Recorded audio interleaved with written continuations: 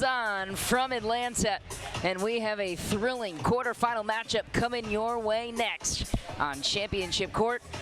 Thrilled to have you with us this evening. A little bit of a later start than we had planned, 6:30 p.m. Eastern. Adam Stone, Cameron Irwin, Michelle McMahon in the booth, Cameron Blackwood joining us from the sideline, the Chicago Slice. They had the #1 overall draft pick, Ben Johns.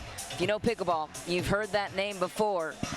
But Miami, they had a couple of steals in the draft and have an unknown entity on their side. They also have a man named Tyson McGuffin, electrifying as he is on the court. Let's start with the matchup between these two teams. Chicago Slice have Ben Johns, but with the #1 draft pick, you don't get as many favorable picks later on in the draft. So what's the scouting report on the Chicago Slice? Well, he basically, when you draft Ben Johns, you get a GM and a coach as well, and a materials engineer. You can probably make a paddle, whatever. Anyway, so he chose to take the high-end upside of Lacey Schneemann and the rock-solid veteran and Jesse Irvin for his two ladies. And the biggest factor for me, Eric Lang, a high-end men's doubles player. Can he bring it in mixed doubles or singles possibly if we make it to a Toyota Prius Dreambreaker?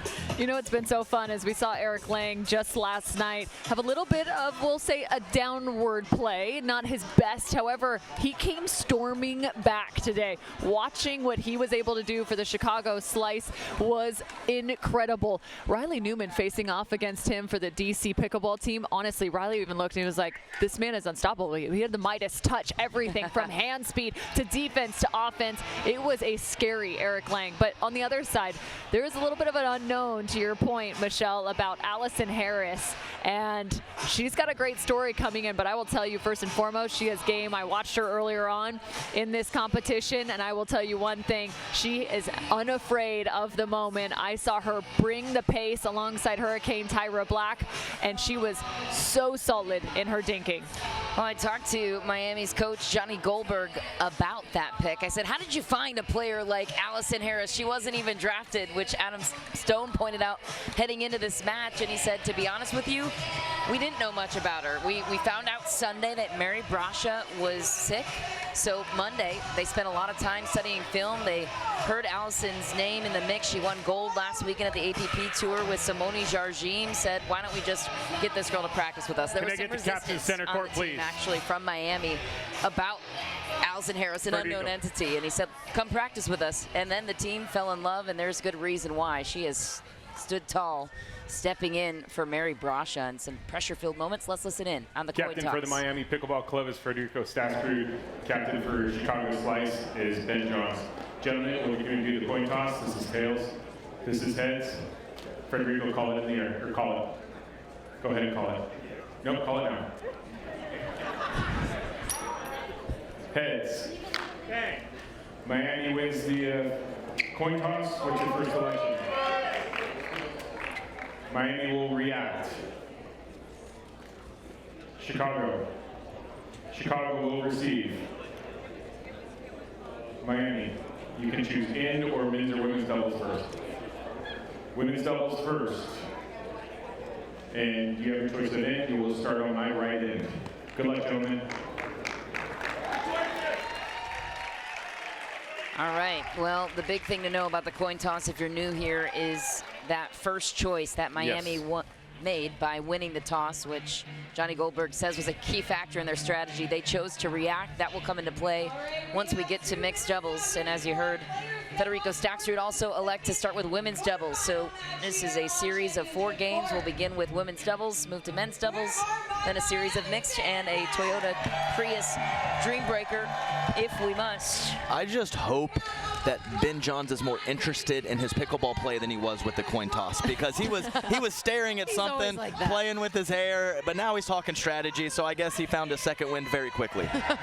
It's always interesting to me, too. He chooses to receive when he loses the toss, which is intriguing because a lot of teams may opt to put out which gender doubles they want out first, but instead he goes with the reception. I don't particularly, I'm not a big fan of questioning him and his decisions out it's there. Not a question yes, by right. any means, it's just intriguing. Ben Johns is one of the greats, and here's the women's doubles matchup. Jessie Irvin, Lacey Schneeman suiting up for Chicago, taking on Hurricane Tyra Black and Allison Harris, the lesser-known entity of the group. Hurricane Tyra Black is the steal of the draft, arguably, in Premier. She was a third-round pick, got promoted from the challenger level, one of 6 MLP players to get the promotion. Originally out of Boca Raton, Florida, has that strong professional tennis background, as does Jessie Irvin, who will look to be the difference maker on her side. Lacey Schneeman will be her partner, former aerospace engineer, and the fans, there's nothing else like the atmosphere here in Major League Pickleball. Yeah, and I would say that man or woman, nobody's stock has risen more in the past handful of months than Tyra Black. I think that's a fair assessment. One of the things that you'll notice first and foremost is her ability to move around the court. Just very quick, great footwork, and she can create a ton of pace in terms of her offense. That's right. She's got all the physical tools, the easy power, the movement, as you mentioned, Cameron. So very excited to see her play in this big, big moment. Also, something to watch out for from Allison Harris. One of the things that impressed me the most in her game, her cross-court, cross-body attack. She utilized it really heavily in the round-robin play that got them to this point. So watch out for that, as she could be going up against Jessie Irvin, who also, by the way, has some great counter power.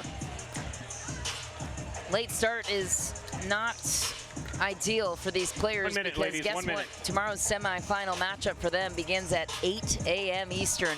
They will take on Riley Newman's DC Pickleball Club. And that is a stifling matchup for a couple of reasons. That's a good look at Hurricane Tyra Black. She stormed onto the scene, one of the few players, one of the only players, the only player to take down Annalie Waters in singles this season. And that is a tall, tall feat. Stormed on the scene. Category 5. I like it. Sister's name is Tornado. And they have another sibling not named after any weather, as far as I'm aware. Oh, man. 15 seconds, players, take your inch, please. Right. I have Miami Missing a serving to Gale. my left. There's Tyson McGuffin and Johnny Goldberg, who has played a big part in constructing this Miami Pickleball Club. And while we have a moment to discuss some of the ownership, we talked about the notoriety that has jumped onto the scene. Naomi Osaka, Nick Kyrgios, Patrick Mahomes. Big list for Miami, just to name a few. Moments away from first serve. Allison Harris, the moment continues to get bigger for her. She has risen to the occasion so far. She will kick us off. Game 1, time in. 0-0.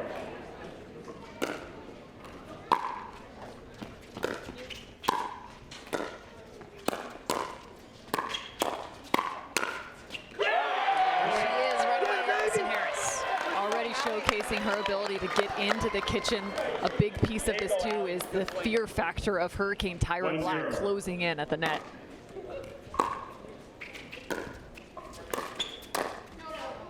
Side out, point 1.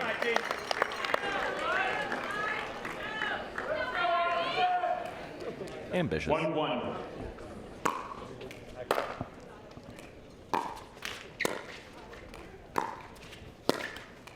Point. Jessie Irvin's been around the game for such a long time, one of the veterans of the sport. Yeah, she will grind you into oblivion. She does not care. She will not make poor decisions. She will stick in that pattern as long as she needs to. Side out, point 2. Harris is going to have to deal with is that cross-court battle, the cut continuing to come 2-2. from Jessie Irvin.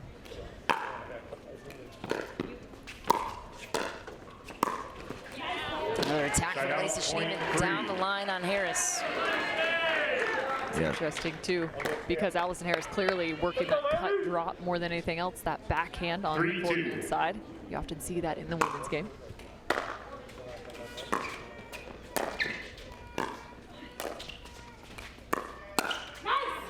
Point. Yeah, you You can't hit any plain dead dinks right in front of Lacey Schneemann. She can attack out of the air or off of the bounce. Got to put a little bit of pressure on her, because if it's too plain, she will hurt you.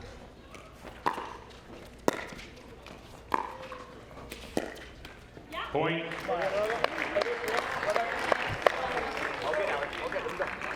Just a little tight for Allison Harris right here. 5-2.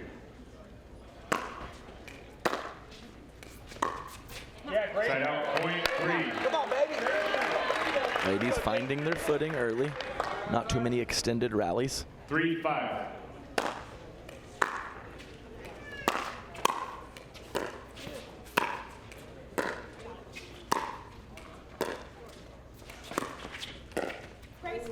Side out, point 6. See the Chicago slice right now really forcing the fact that they're pushing into the kitchen, trying to keep them at bay and forcing Allison Harris to hit 2-3 drops just to get up there.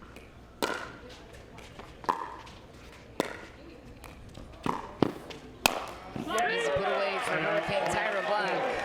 A nice short angle on the topspin roll from Harris, but expect the Chicago slice to go after the less known commodity early, and they are.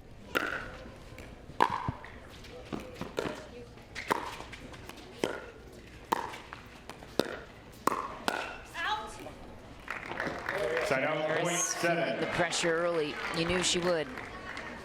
Well, it's the exact same pattern. Cut that backhand to drop. She then goes forehand, 2 drops in, 7-4. and then is getting attacked immediately.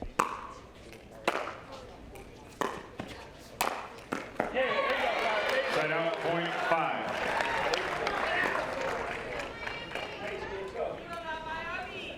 Five, 7.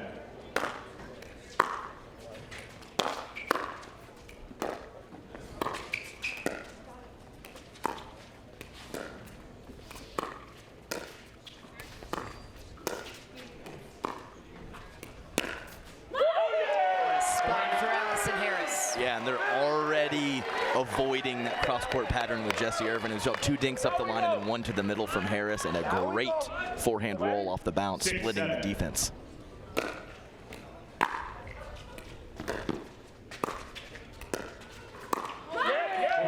So reset there. The hard part is if you go with the middle dink, even if you attack, you still have the Hurricane Tyra Black forehand ready to counter. That's how they did a lot of damage in their previous matchups, is either an attack or even a ball left up, and Hurricane really coming in to close the door. 8-7.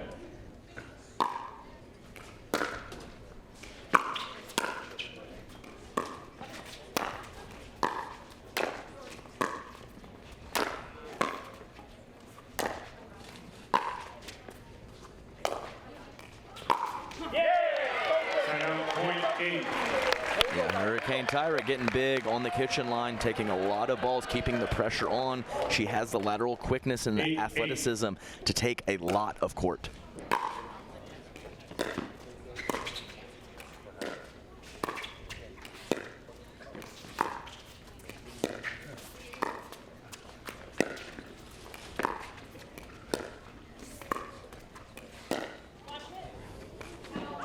Harris Side out, coming point along. 9. Great choice. I mean, it's tough. It was almost defensive as she got backed up off the kitchen. She's trying to create space for Hurricane to come across, but at the same time, you still want to see her not become so defensive in her dinking. Side out, point 9. Games are to 21, win by 2. They will change ends at 11. 9-9. Side out, point 10. Missed third shot drop for Allison Harris. 10-9.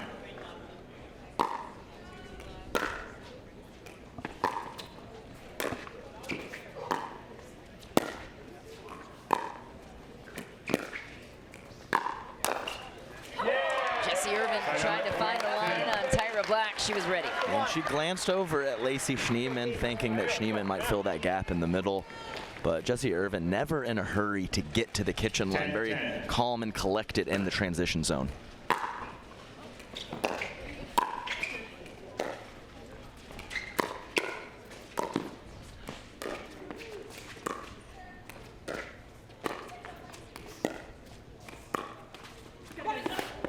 Oh.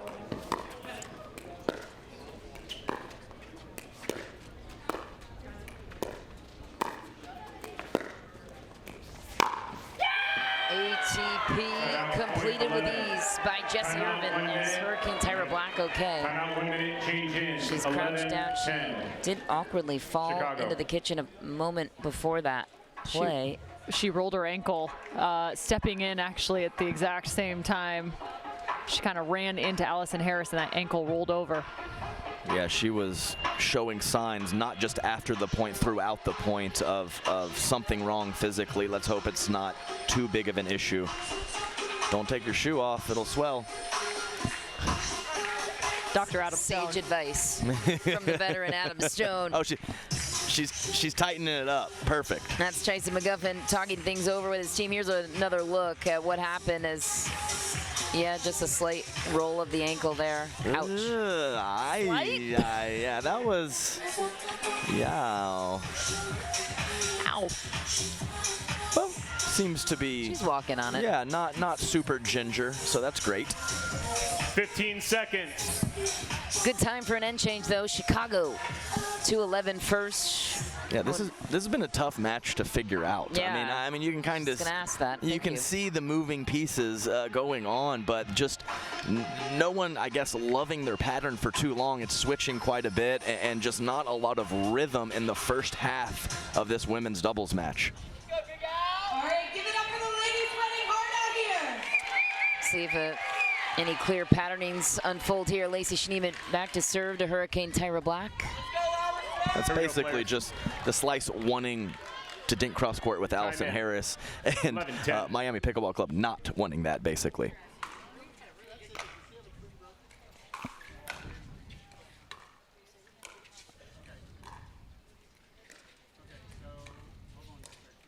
Point. Same thing, those redirectings can be very challenging. Ball coming from one way, having to deal with a certain spin and redirecting it the opposite way. 12-10.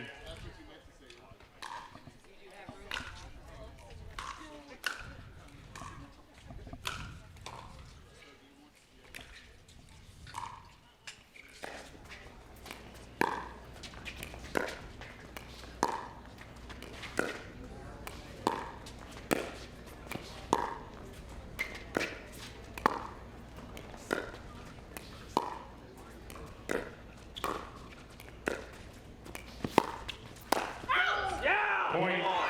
Tyra Black reaches in, one to the middle. Yeah, just a classic Jessie Irvin point right there. 13-10.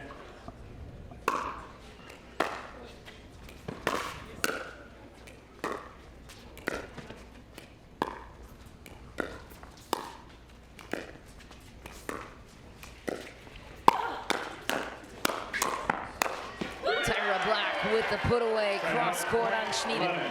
Really nice counter right here. Finally, it's Jessie that looks for the offense, the outstretched arm, but Harris well prepared with the two-hand backhand.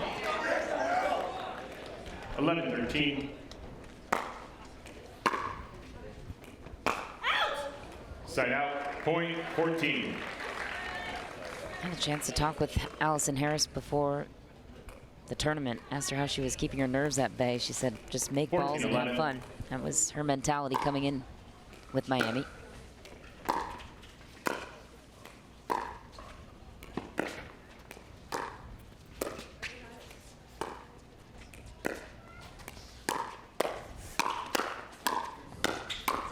Bumper cars in the middle for Chicago.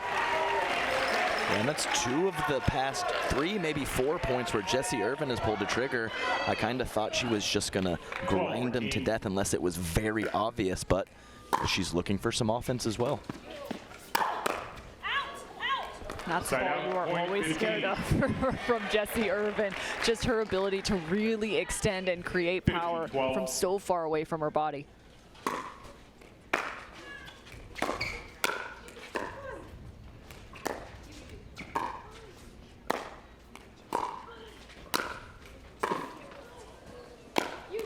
Allison Harris steps in to finish the point. Yeah, quality forehands from both ladies on Miami Pickleball Club. And a great angle to seal the deal from Harris. 13-15.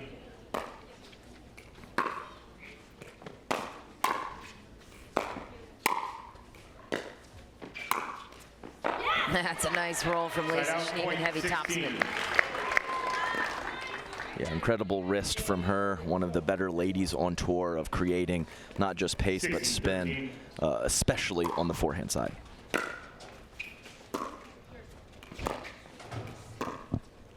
Side out, point 14. With Ben Johns on the sideline for Chicago, this feels like a must-win situation for Miami with Ben 14-16. playing in 2 more games in this series. Side out, that's the point 17. #1 overall pick pressure. Yeah. It just goes along with it. Absolutely right. 17-14. Anything can happen, but feels that way.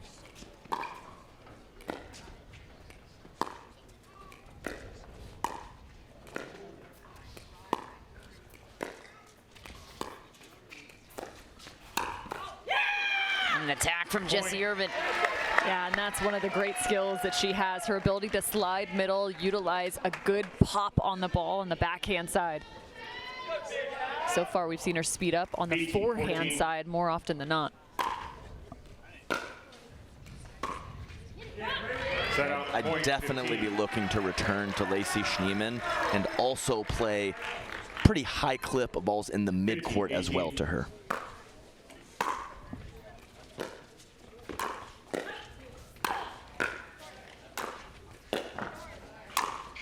What defense from Allison Harris.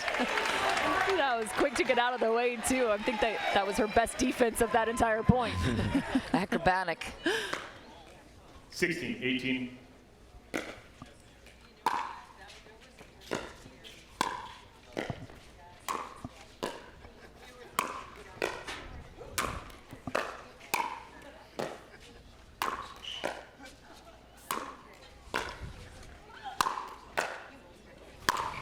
Oh no, Jessie Irvin misses into the tape. Incredibly scrappy play from the Miami Pickleball Club. I mean, 12, 15 offensive opportunities for the slice. Couldn't finish the point. Miami climbs back in within 1.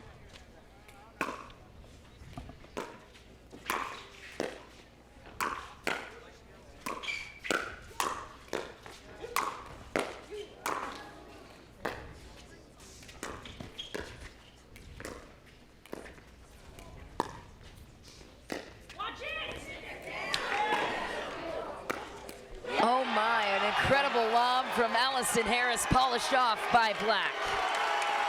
She has gone to that lob multiple times throughout this day, but that is the best one of the day.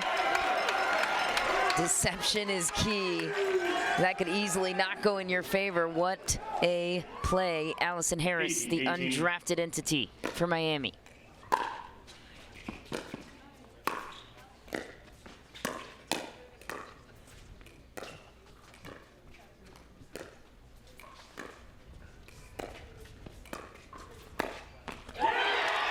Tyra Black with the hook down the line. Unbelievable amount of spin on this shot from Hurricane Tyra, out of the reach and just whipping through with her forearm and wrist. Just very, very high degree of difficulty shot from her. Miami with a sneak attack late in game 1. This would be a crucial win for them. All the pressure now on the side of the Chicago Slice. Yeah, certainly don't want any commentator curses here, but after a rough go of it on the soft stuff early, Allison Harris has really locked it in the second half of this match. Dominic Catalano, one of the coaches here on the Major League Pickleball circuit, the Las Vegas Night Owls. There's Susanna Barr. She was excellent in her championship appearance later this afternoon. Federico Staxrud getting some love from the crowd. 15 seconds. The Chicago Slice, Argentinian. no more timeouts. Miami, 1 timeout. Give it up for Federico!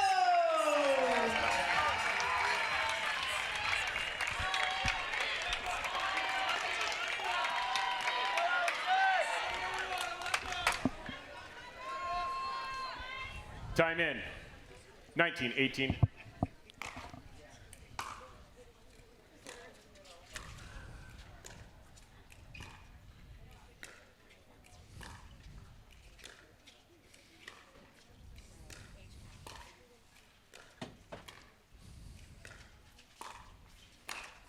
Tyra Black steps in, punches it through the middle.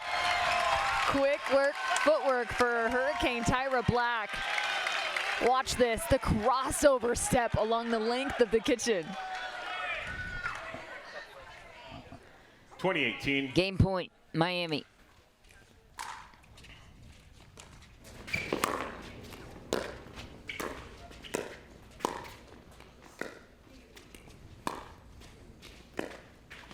Side out, point 19.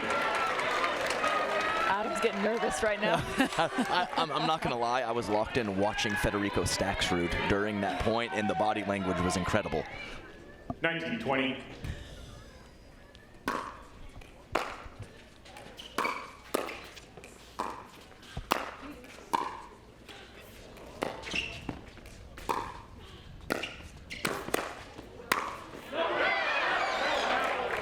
What's the call? The call is, What's the call? Side out, 20. the call is out. Do we have a challenge? Chicago's got to challenge this, right? We had a situation earlier. Chicago is challenging The bench is alcohol. not Miami's taking the allowed call. to affect the call on the court from the players, and Chicago neither is player on challenging alcohol. Miami Pickleball reacted. Yeah, you're right. This is an interesting spot. We'll proceed to video And challenge. the rule is if you don't make a call, then the ruling is in, correct? So that is, that is well in. Well in. Man, yes. that is why you didn't hear any reaction from the players. But that says a lot because Miami is right on that baseline, and they erupted as if it was out. So even some high-level pros that can track the ball better than anyone miss calls occasionally. Wishful thinking can sometimes influence our subconscious too. That's a good look at Ben Johns. And you almost have 2 games of insurance if you're Chicago, to your point about having the #1 overall pick, because he's so solid in mixed, and no matter who he plays with in men's, he seems to dominate. Of course, it's a steep task against Tyson McGuffin and Federico Staxrud, but never root against the GOAT, we've learned. Oh, and again, watching last night, Eric Lang just had a little bit of a struggle alongside Ben Johns. However, today it was all Eric Lang. Like, he was the top performer. Ben Johns just kind of sat there and watched him go to work, which is a rarity for a partner for Ben Johns. Yeah, Eric Lang has an absolute thunder punch from the backhand side. From his chest and his midsection is incredible, and when he gets it locked in and figures out exactly how much court he needs to take with Ben Johns, that was the difference today, and he was countering like a champion. Did you take that from WWE? I did not. I took that from my own experiences getting destroyed by Eric Lang. There's Anna Bright and Caitlin Kerr. Caitlin is the GM of the Las Vegas Night Owls, also plays MC here for Major League Pickleball. Here's the verdict with Mark Thomas on the call. Call on the court was out, and now we will hear if it's overturned. After video review, the call on the court is overturned. The ball was in. Miami Pickleball Club loses 1 free challenge. We'll resume play at 2020. Chicago Slice retains their video challenge. Okay, challenge loss. You 15 get 3 seconds. free challenges on each side per match. Miami loses 1. 20 all, win by 2, and you have Time to win in. on your serve. 2020.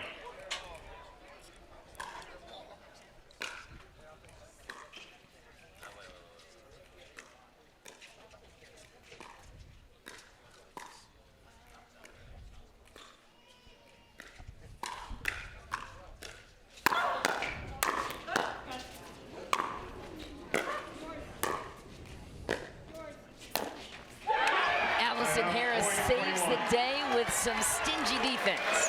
Her defense has been next level throughout the last 5 or so points. So impressive. Even as Lacey Schneeman comes off the edge, just so tough for her to roll that ball back into the court. Game point for Miami, 21-20. 21-20. Win by 2, has to be on their serve.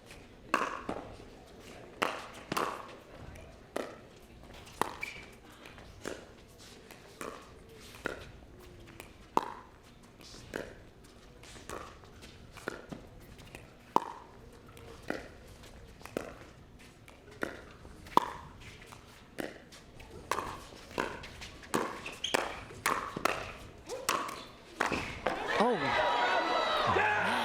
Lacey Schneemann feasting. They continue to try and lob over the top of her head, and she keeps coming up with some air lacy moves right there. She'll take back the serve. That wasn't an easy lob to get either.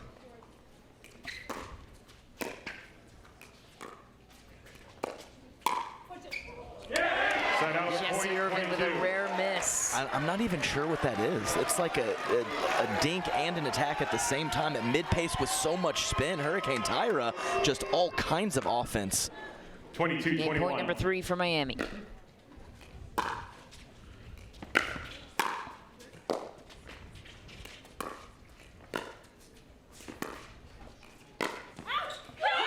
Allison Harris, the undrafted, unsung hero for Miami. She seals it.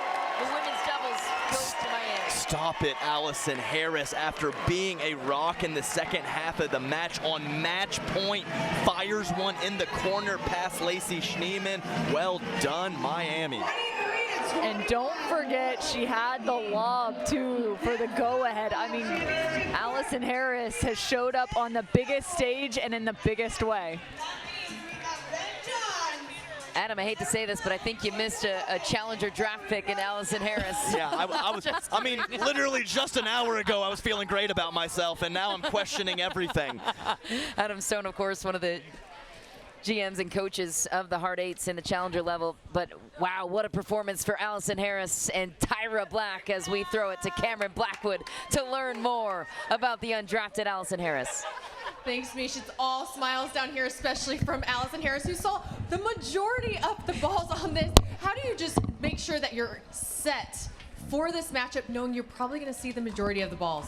Just trying to stay calm and just put the ball back in place so Tyra can do her thing. But knowing that she was seeing most of them, how does your role change, knowing you want to get involved, but the ball was just too far out of your reach for most of the match? She's an amazing player. I fully trusted her on the court, and I'm just waiting for my ball.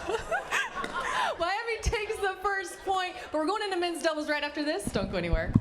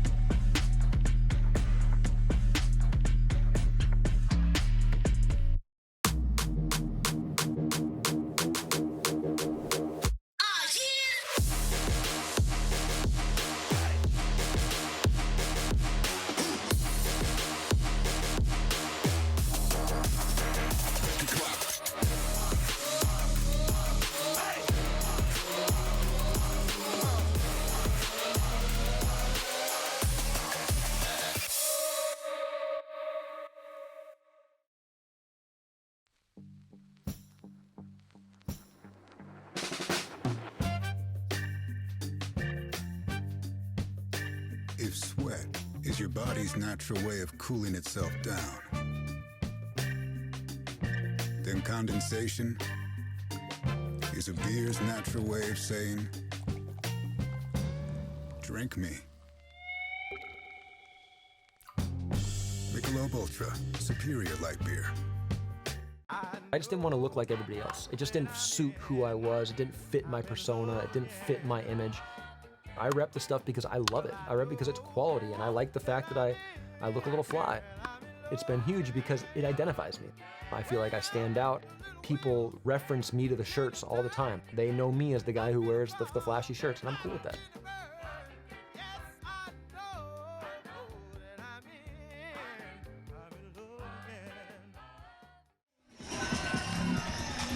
And from Miami Pickleball Club, Back on championship court, Federico Miami stole game 1 in women's doubles. And now we move on to men's doubles. Tyson McGuffin and Federico Staxrud in for Miami. Ben Johns, the greatest of all time, steps in for Chicago with Eric Lang. Ben Johns has made an historical run this season, as he has every year, marching past the 100 medal mark on the PPA Tour. Such an incredible athlete on his side. So Tyson McGuffin and Federico Staxrud have quite the task ahead on their side for Miami. You're the men's doubles expert, Adam. What's the X factor? The X factor is Eric Lang. Okay. And I expect him to play very big on his 30% with, what did I say a few minutes ago, the Thunder Punch. So look for that backhand counter from Eric Lang. So difficult to create offense against him. 0-0. First server is Tyson McGuffin.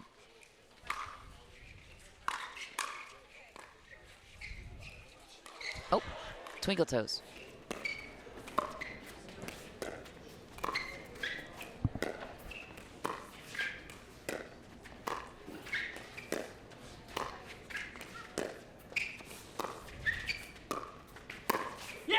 Federico Staxrud tags Ben Johns. We never see that.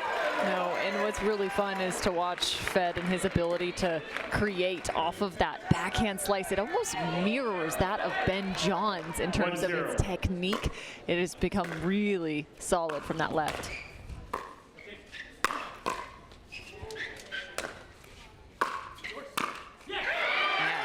Staxrud seems to have mirrored a lot of his game after Ben Johns, to your point. Yeah, neither one of those two fellas is going to be in a big hurry to get out of that cross-court dink rally, because they're both very capable, of course. Side out, Just back for Federico Staxrud. Is that the first Thunder Punch? Oh, yeah. He's had a couple so far. I think he's got 2 on the board for sure. 1-2. You got to point him out when you see him.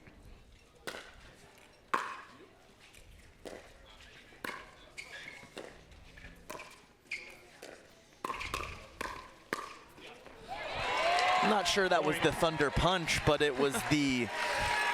I got nothing. Nice backhand, Eric. Feathery backhand. Yeah, we'll go with that. 2-2.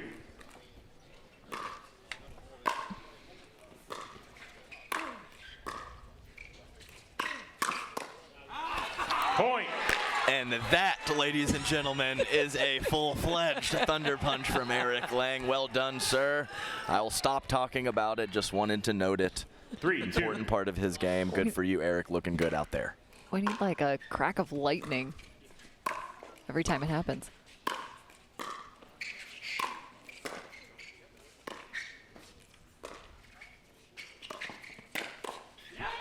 Point. There's the dominance of Ben Johns. One of the greatest skills of Ben Johns is his versatility pretty much on every single shot. He also has pinpoint accuracy 4-2. on his speed ups, even from an outstretched and extended point.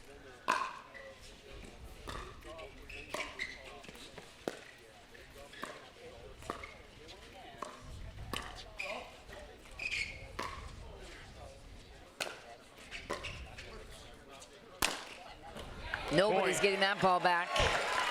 And not a big part of Eric Lang's game, but an incredible touch and feel on that forehand topspin lob. 5-2.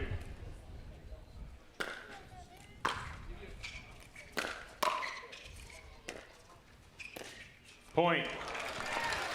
And again, the touch of Ben Johns just so good through the transition zone. No one better on that backhand slice in terms of control and managing the pace to send back to the other side.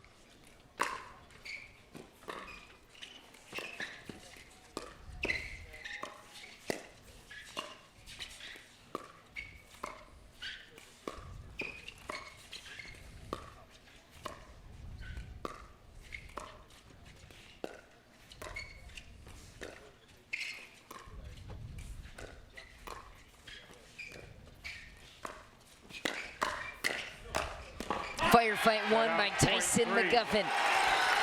We haven't even said his name yet. It's been all the opposite side just in terms of the offense and defense coming their direction. Tyson McGuffin says, don't forget about me. 3-6.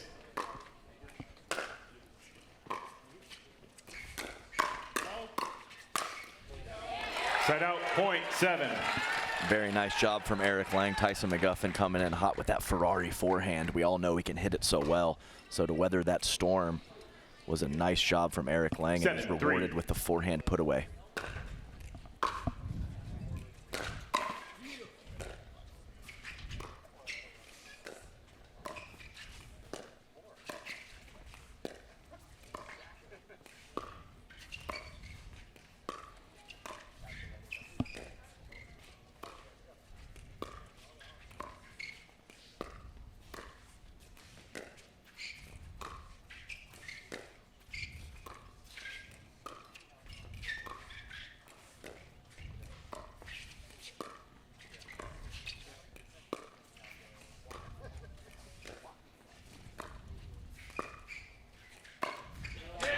speed up delivered by McGuffin. Gotta bounce off the tape, they'll take it.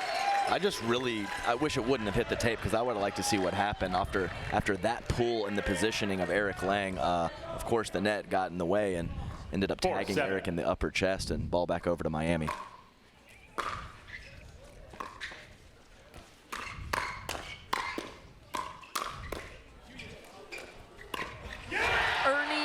Finish for Federico Staxrud. Unreal movement from Federico Staxrud. Very impressive in terms of hand speed. Eric Lang had a ball that was well down at the feet of Fed and still able to pick one more up.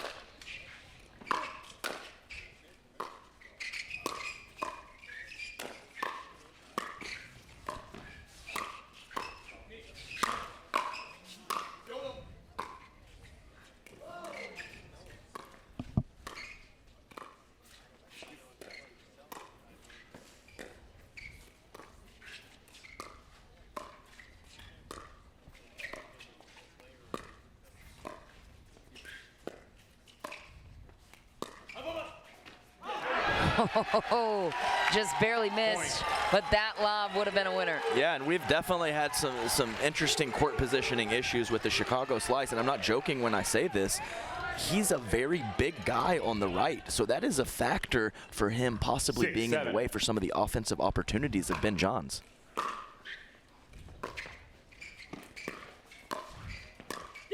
Point. Miami right back in, 7-all. It's almost as if he wasn't expecting his own speed up cross court to be as good as it was. Didn't close in. Side out, point 8. Casual reaction from Federico Staxrud on the wide serve. You very rarely see that. Oh, stop it. My goodness. I can't. The whole weekend I have not seen that. It's been quite a while since I've seen back-to-back serves missed at the pro level. 8-8.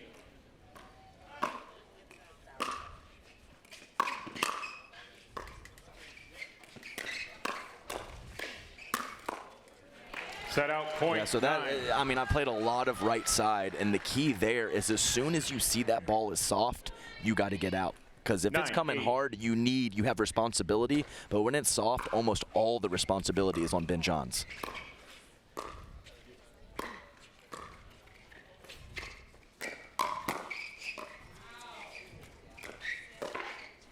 Ben Johns found the opening first. And it's a heck of a combo from Ben on the backhand side. He doubles down on the backhand. That's the last shot, but it was really the speed up on that side that did the damage. 8.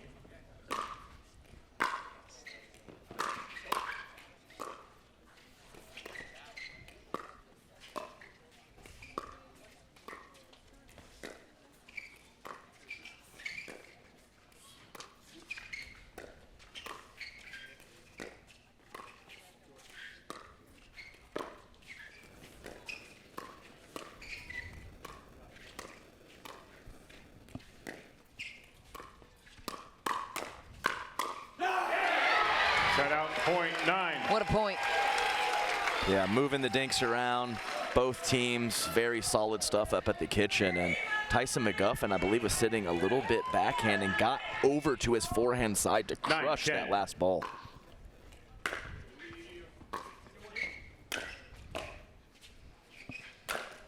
Ben Johns down the middle. 11, timeout, 1 minute. It's interesting. Each time the Ben Johns has kind of had that overhead, you see both players split to the sidelines, as he's well known to create angles on some of those. We saw one picked off. It was one of the best plays I've ever seen in pickleball just a day ago from Thomas Wilson. Really aggressive as he took a beeline to the outer court to pick one up. Yeah, educated guessing is very important. When your shot is so defensive and they're so offensive, you can't just hold your ground. You kind of have to do a slight guess, and obviously wrong on that one right there. Eric Lang was your X factor so far. How has he been faring? as the X Factor Eric Lang. Yes, I think his soft stuff has been quality. He's had some nice counterattacks, but there has been that issue of giving the best player in the world that free reign to do what he needs to do. So they're having a little chat about it right now, and they'll definitely get it figured out. 15 when you are playing with someone like Ben, it will never be perfect, even though his brother Colin, and when he play together, it does seem that way sometimes. It's just tough as that right side guy only going 20 or 25%. You just have to know your role. Time in. Johns will look to continue 11-9. the run. Up to first team to 11. Change of ends.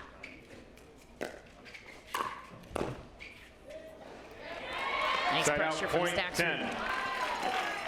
One of the big elements is for Miami trying to keep Ben Johns a bit honest on that left side, 10, so 11. I like the attack that direction.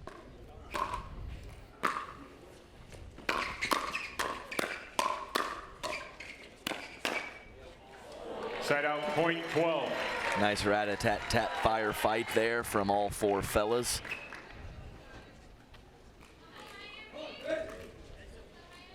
Twelve, 10.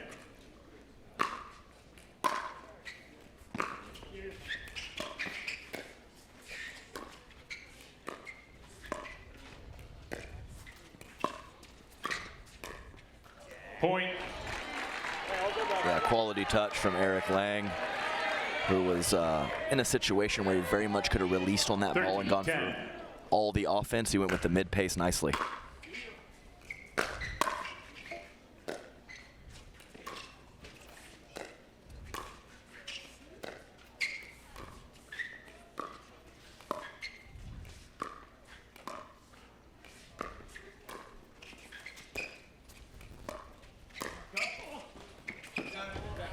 Side out, That's point 1 11. for 3 now, but obviously a point of emphasis before the match.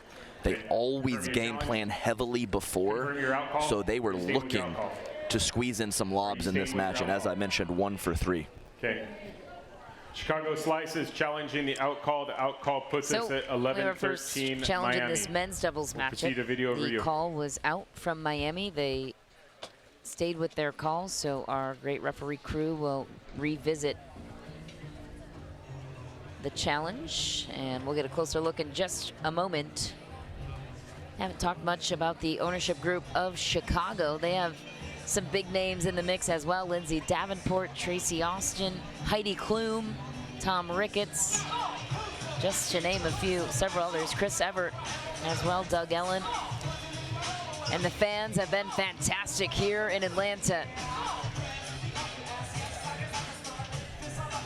Also mentioned the semifinal matchup taking place tomorrow at 8 a.m. Winner of this one will take on DC at 8 a.m. And DC lost to the Chicago Slice today in group play. Their grand finale for them, they finished 2-1, DC did, but Chicago Slice took them down in the Dreambreaker.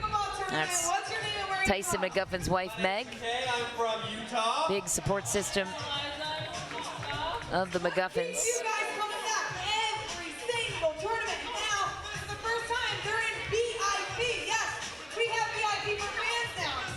Especially now, you've mentioned today, Cameron, the investment in the sport that these players, and Adam, you can speak to this, you can now make a living playing a pickleball as a professional. How big of a difference is that going to make in the level of play we're about to see? No, huge. There was only a handful that could really do that only a couple years ago. So to have After that. video review, the call on the court stands. The ball was out. Chicago Slice will be charged with one of their free video challenge. You have 2 remaining. Miami, you still have 2 video challenges remaining. You'll be serving at 11-13, 15 seconds. Yeah, that freedom to go full force into it, train when you need to, not have to worry about other things. Time in. The level is rising. 11-13.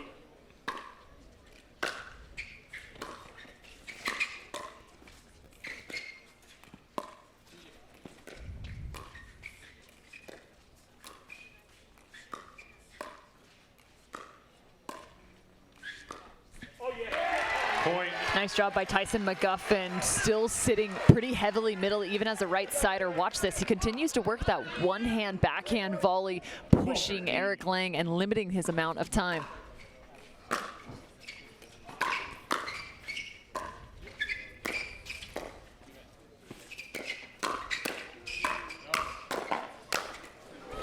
Side out, Finish point from Eric 14. Lang. Another Thunder Punch. Yeah, I think so. And Tyson McGuffin showing some frustration, wishing he would have taken some pace off of that mid-court 14, attempt. 12.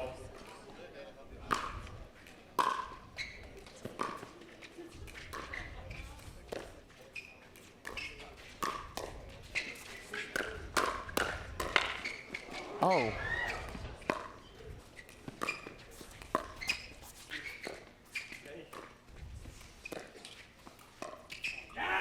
Point. Tough one to give up for McGuffin after that defensive play. It's a really tough lifting right there. Not a lot of pace coming off that bounce. It's a little bit of a dead ball, but you have to protect 12. against the Ben Johns speed up on the opposition. So tough in terms of execution.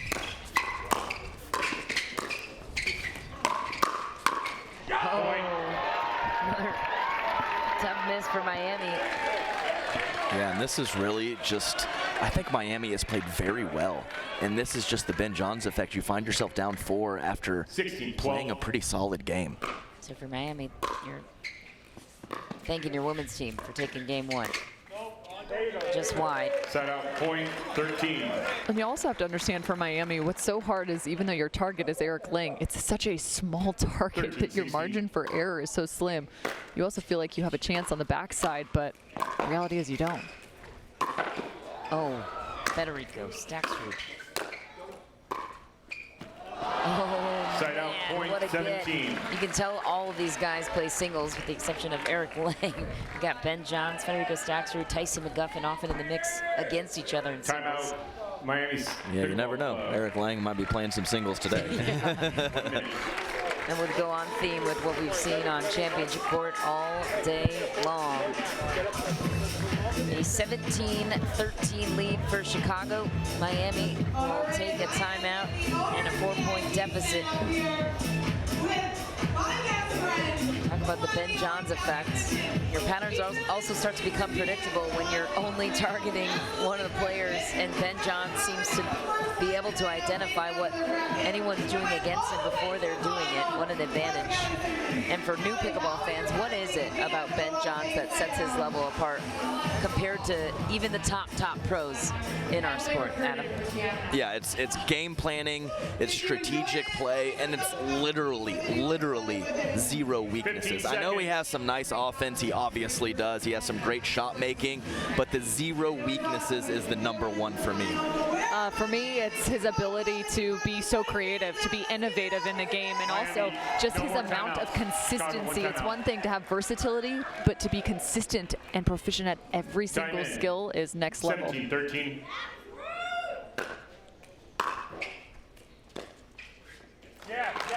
Side out, point 14. He's terrible.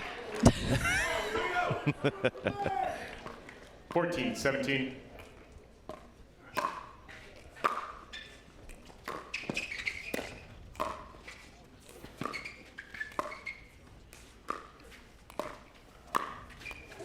Eric Lang Side out, point 18. Well, and that's the danger you're going to have if you're pressing as hard middle as Tyson McGuffin is. You have to give up something, and it's that cross-court roll out of the air. Eric Lang, 18, 42 14. years old, has deemed pickleball his full-time career. Side out, point Love to see 15. that career change at 42. Yeah, that's, I mean, He's been in the sport for a while, yeah, but full-time. But professional 15, sports at 18. 42, you know, that's a little bit of a risk, and he's doing it.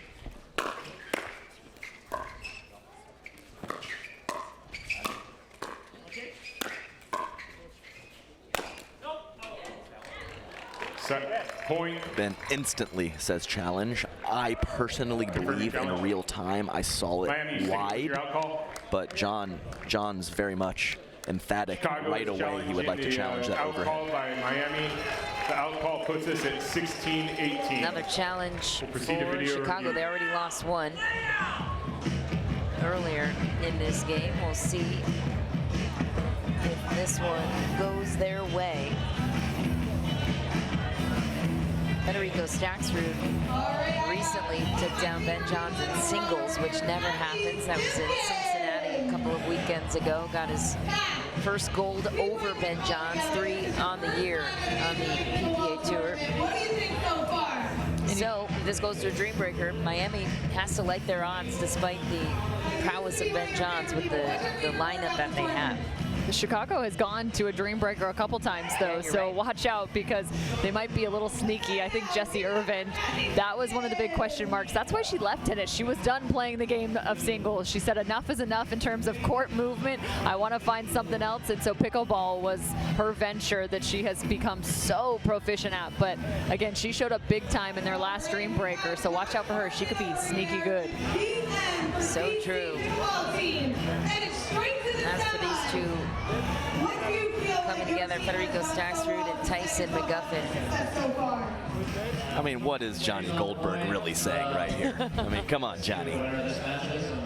What do you think he said? What would you say? I just like messing with Johnny. It's fun, yeah. And to be honest with you, occasionally that's probably what you should do as a coach. There's different times for strategy, times for pumping them up, times for keeping it light. You got to wear a lot of hats if you want to be a quality coach. Pickleball royalty between Grillo and Brooks Wiley. Grillo, what's been your favorite part about MLP Atlanta? Fed's asking us, and we haven't even seen the call yet. Yeah. Nothing else like it. After video review, the call on the court stands. The ball was out. We'll resume play at 16-18, Miami serving. Chicago, you've lost your second video challenge. You have one remaining. Chicago, you still have two remaining. Yeah, it's out. Eagle eye Adam in real time. I knew it. Way to go, Adam. You just gave yourself a nickname. I like it. Eagle eye Adam. On the watch. Time in. Self-proclaimed. 16-18.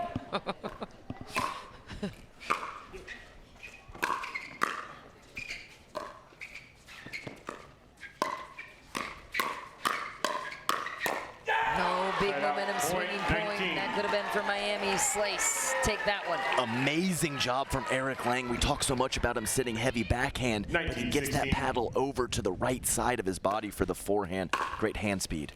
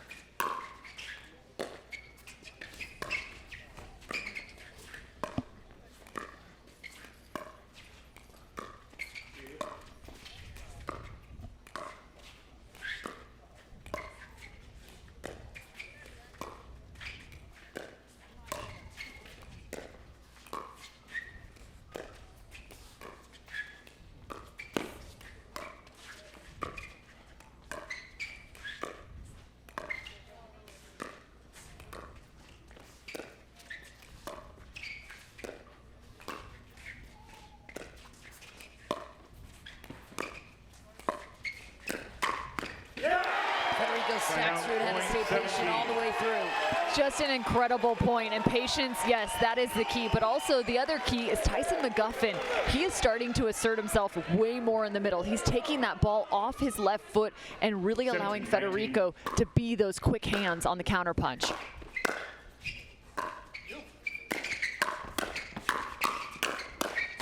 Oh, ball was going long. Tyson McGuffin was on the call.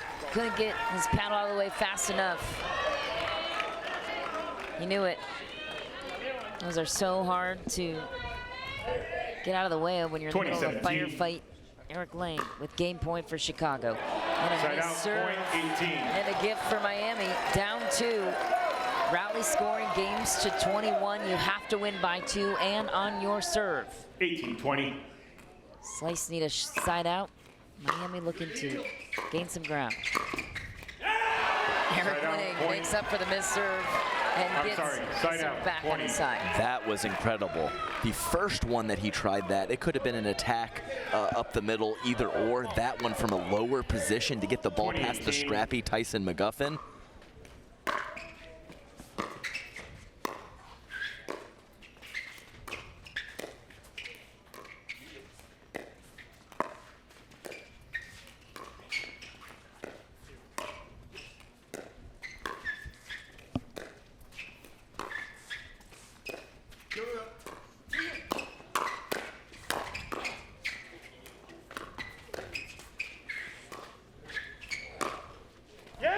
go that time. Miami gets a point, Side takes out, the serve point, back. 19. I mean, that is a heads-up play right there from Federico Staksrud. That ball bounces, and he tries to go at Ben Johns, but that was like playing singles. I'm not even sure Eric Lang was quite on his side of the court. Ben Johns tried to close it right there. The fans love it. Miami 19-20. will look to tie it here.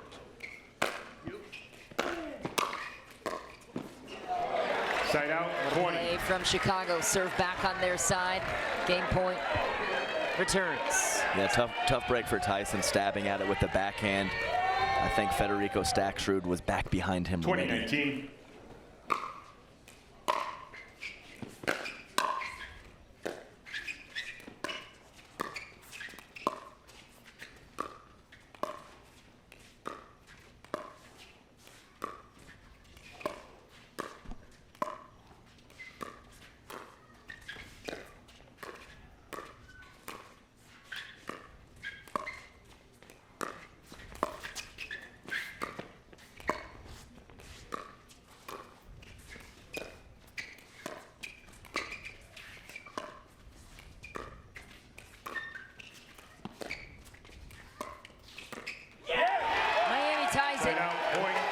Yes, and that was them pulling Ben Johns out wide enough that they could actually find the left foot of Eric Lang for maybe the first time of this match.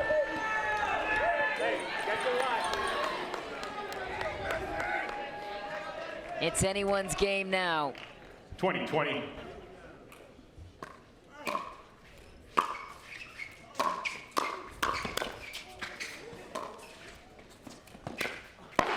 And then Ben Johns splits Side out, the difference. point 21. What an effort. I love the poach, but even better hands from Ben Johns as he preps ball off the bounce, and another winner through the middle. So smart, Ben Johns. Another game point for Chicago. 21-20.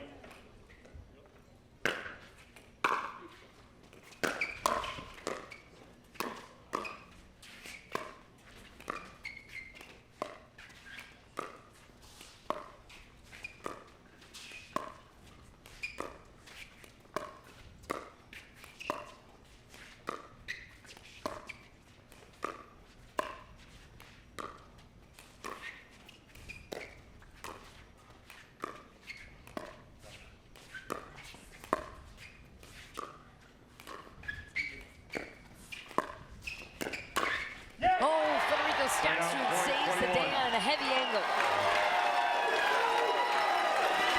Yet again, that is an impressive ball right there from Tyson McGuffin. He is so outstretched, he could have easily popped that ball up, but instead puts it in a great position. And next thing you know, Federico Staksrud the close with the two-hand backhand. 21-21.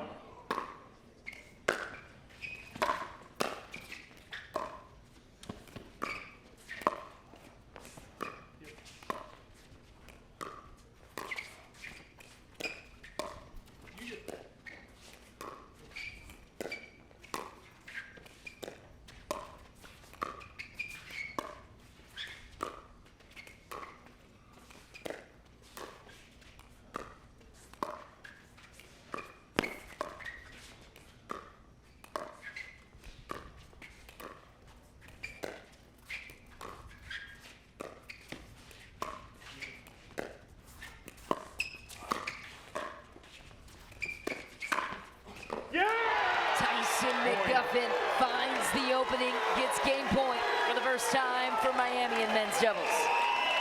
And as soon as Tyson got pushed off the line, I knew Ben was going to attack, and Tyson up to the task. The barking has started for Tyson McGuffin. Hey, 22-21.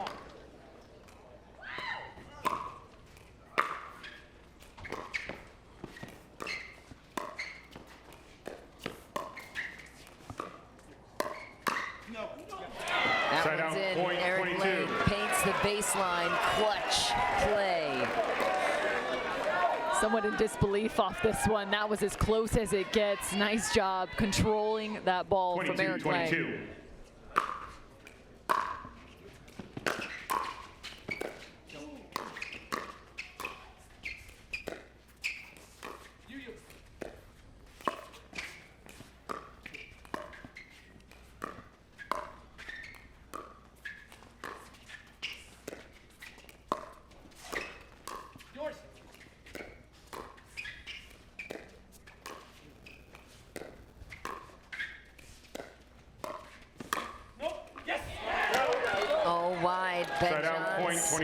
immediately looking to challenge. Federico Staxrud called this ball wide. Chicago is challenging the call. Did you Eagle Eye Adam? Eagle Eye Adam says he did not see any gray, but he didn't have the best look either. So I'm waffling very much so right now. Eagle Eye Adam also speaks in third person. Well, I do now after I've created that nickname for myself. He steps into that persona with precision. Also enjoys bird watching on Saturdays. Wow, what a game. That's tough.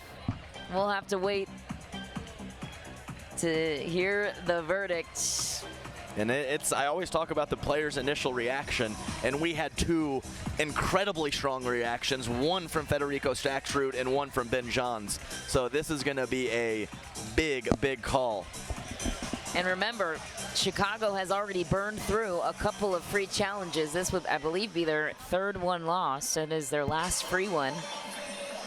After that, points are on the line.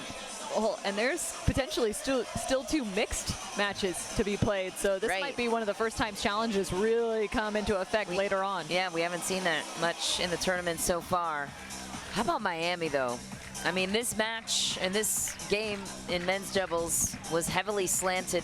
Oh, here's the call. Okay, so draw a line in the middle of the ball. That's out.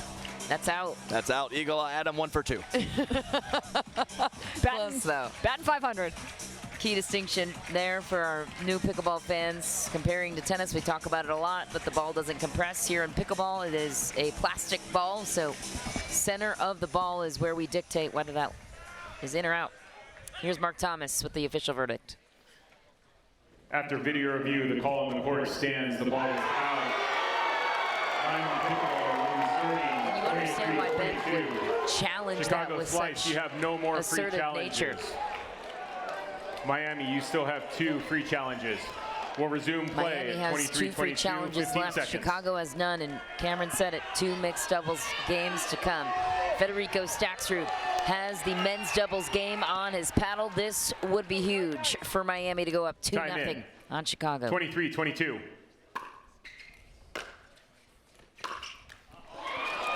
Side out, it's point hard. 23. Those challenges, they also create time delays. Regardless of how long or short that challenge is, it can put you out of your rhythm.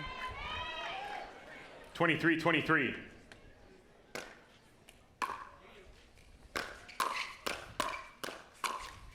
Oh. Oh, no. Point. Ben Johns just played chicken up at the net. He stood there chest to chest with Staxrud. Oh, my goodness. 24-23. Man, 2 tough misses in a row.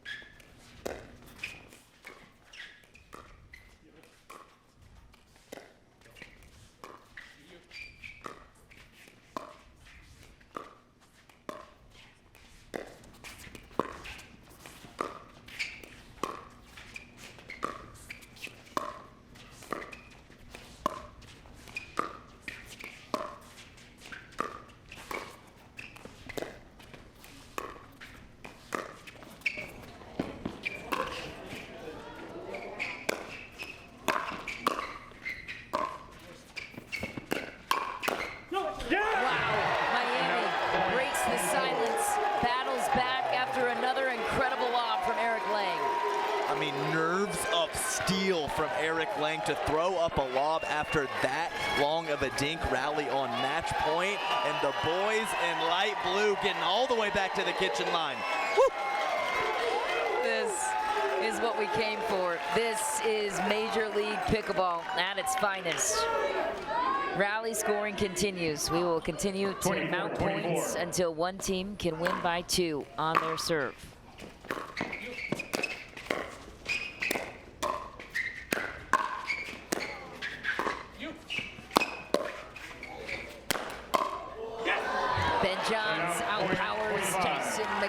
steals back game point. Yeah, just relentless pressure from Ben Johns right there, continuing to spray the ball around, forcing Tyson to have to utilize both backhand and forehand. Let's go to 30. Why not? 25-24. Game point returns to Chicago. Federico Staksrud hangs on for Miami. Yeah, that was big trouble for the Chicago Slice once Ben Johns was not able to intercept that ball from the midcourt. Great spot and location from Staksrud. 25-25.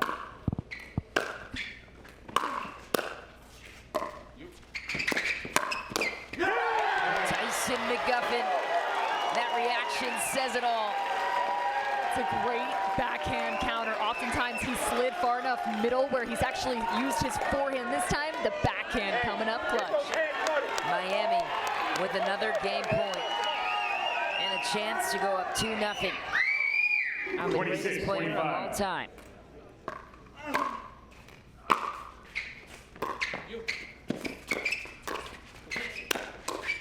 Ben Johns says no. Point 26. Yeah, that slice backhand floated up just enough for Ben to be offensive with the backhand. He forces you to be perfect. Tied up 26 apiece.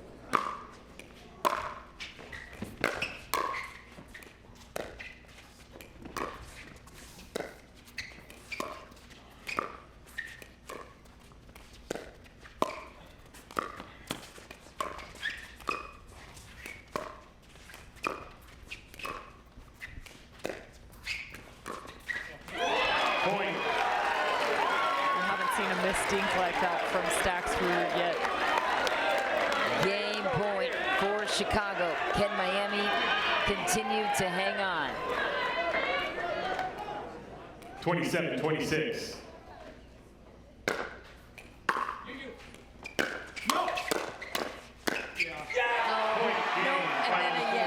Tyson McGuffin, Ben Johns, just too good to beat.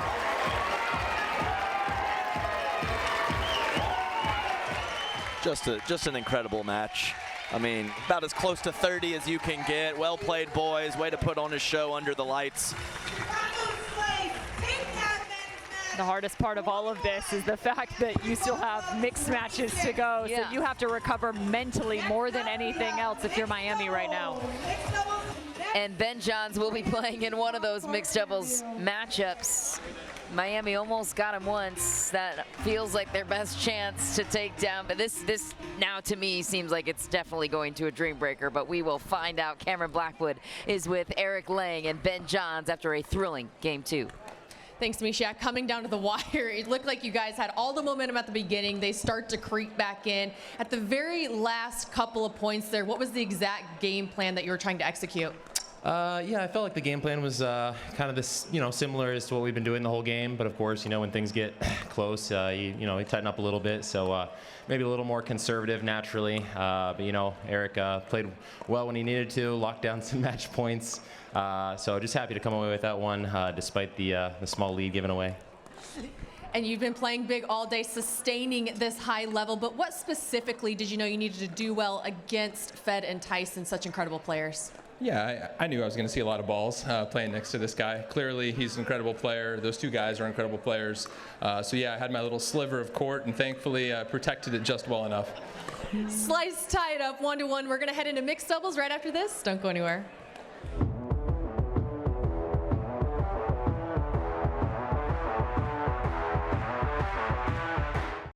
Match point. It's all up to me. Nothing can get in my way. And when they ask, what are you gonna do next? I'll say, I'm going.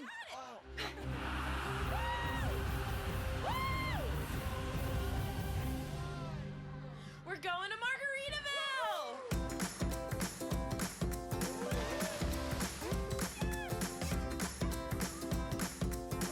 You can go to Margaritaville too. Visit MargaritavilleResorts.com.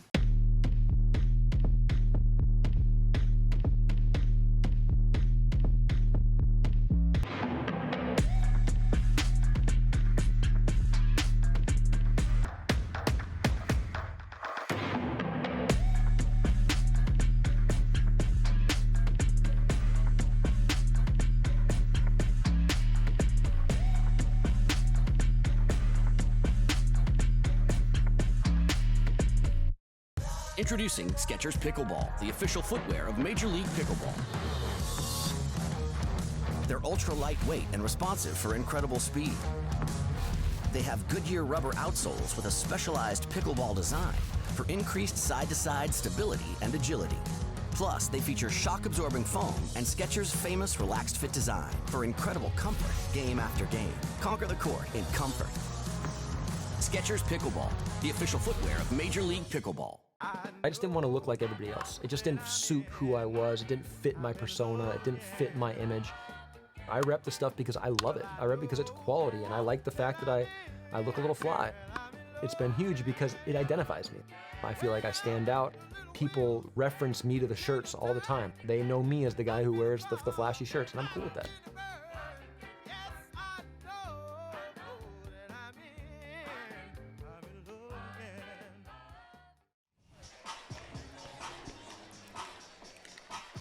Welcome back to Atlanta. Alongside Adam Stone, Cameron Irwin, I'm Michelle McMahon. And we talked to you about the coin toss at the top of the broadcast here. Miami won the toss. They chose to react when it came to mix, and now that's where this comes into play. Every coach, every player seems to think that's the biggest advantage of the coin toss, is to win it and to choose to react in these scenarios, because you can pick the matchup. So Chicago laid their hand first. They put out Ben Johns and Jesse Irvin, assuming that that would give them a 2-1 insurance lead on Miami, because when you have Ben Johns, they look at it as an automatic win. Miami chose to counter that with Tyson McGuffin and Allison Harris. Is that their #2 mixed doubles team for Miami when you look at the mix-up between Federico Staksrud and Tyra Black, or is this a 1A, 1B situation? I would say yes, it is. 1 and 2, in my opinion, with Federico and Hurricane Tyra coming up next. So this is the slice, thinking they are going to win this and thinking they have the advantage, and then taking a 2-1 lead and then putting the pressure on Miami to have to stay into the match instead of going to a dream breaker. We may also see a little bit of what we just saw with Ben Johns playing alongside Eric Lang and the amount of court coverage there. Here we go, Tyson players. McGuffin might be doing a little bit of the same, just in terms of how much he's going to be sliding towards that middle and trying to create. Allison Harris with the first serve to Jesse Irvin. Ooh. Is it in? It was not in. Calls out. I will also say it's a different task having Ben Johns come at you up the line 1-0 than any other. For Allison Harris, yes. Great point.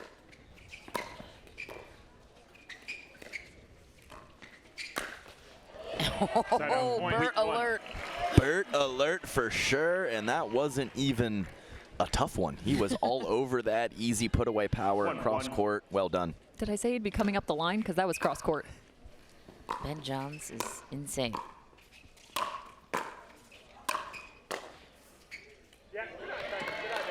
Side out, point 2. No clear call. No, it was out. Okay. Didn't see a strong call from McGuffin 2-1. or Harris on that.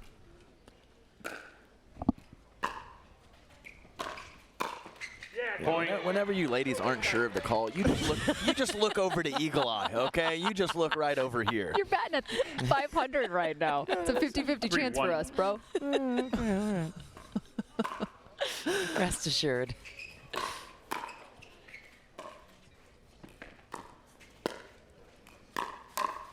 Oh, Tyson McGuffin reaches in with a little backhand flick.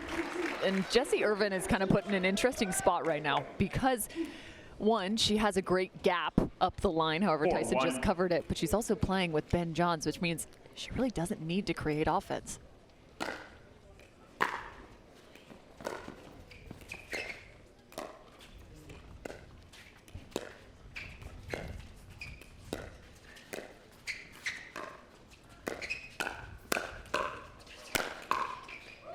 There's the power of Ben Johns. Point 2.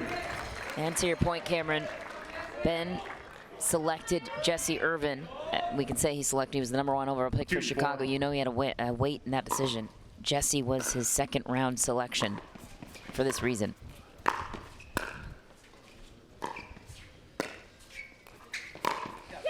Point ATP body bag from Jessie Irvin. Yeah, she loves playing with Ben, obviously, and they've had not too many tournaments together, but they did have a Tournament of Champions title a couple years back, so very familiar. Point. Well, it is a nice partnership for Ben, just in terms of looking for somebody really you're wanting that right side to not only be a great counter puncher and defensive, but also a steady rock in terms of their dinking. She is both of those. Point. Yeah, I would not, I know you mentioned it, but I would not expect Jessie Irvin. She might not speed up again the rest of this match.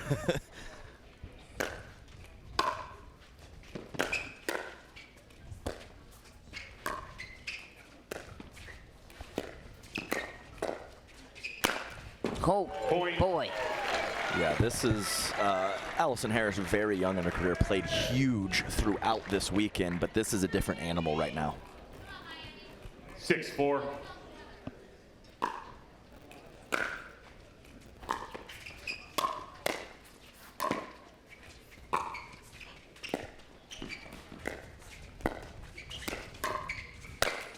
Inside out setup to the overhead finish.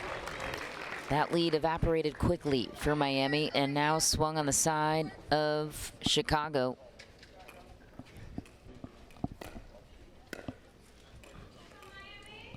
7-4. Side out, point 5.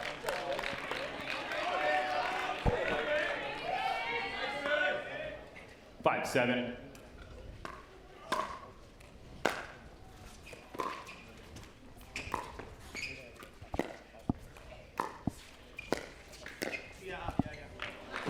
And when Ben steps to his right, it's just maddening all the spots he can go. He spreads you out.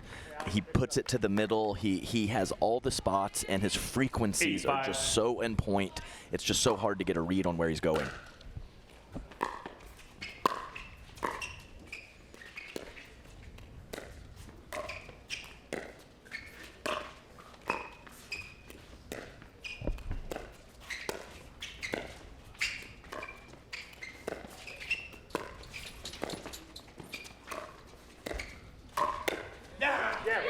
Speeds it up on Ben Johns. It's like watching them play singles a little bit, just in terms of the cat and mouse between Tyson McGuffin and Ben Johns. From right to left, he's really forcing him to have to move laterally along the kitchen line.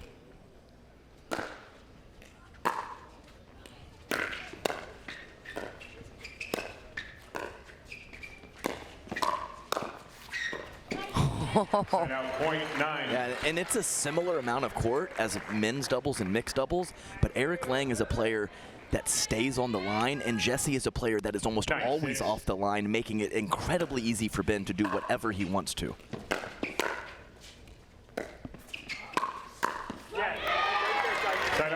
You make a great point. Just being about 2 feet back really creates opportunities for Ben to come across, get really aggressive without having to feel like there's a body or any sort of presence in his way.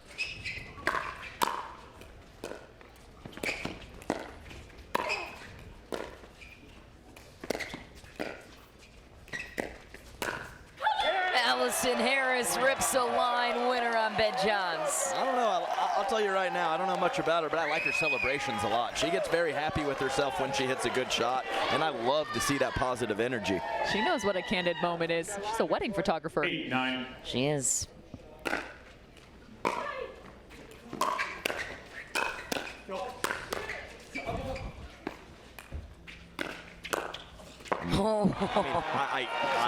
I am having flashbacks to my playing career. It is the most frustrating thing when you have him in absolutely destroyed, and he just digs out of it with a little bit of luck and a little bit of skill. 10-8. He's a magician, Ben Johns. Side out, point 9. There's been a lot of missed serves. I think 5 or 6 throughout the entirety of this match. Even a back-to-back earlier. 9-10.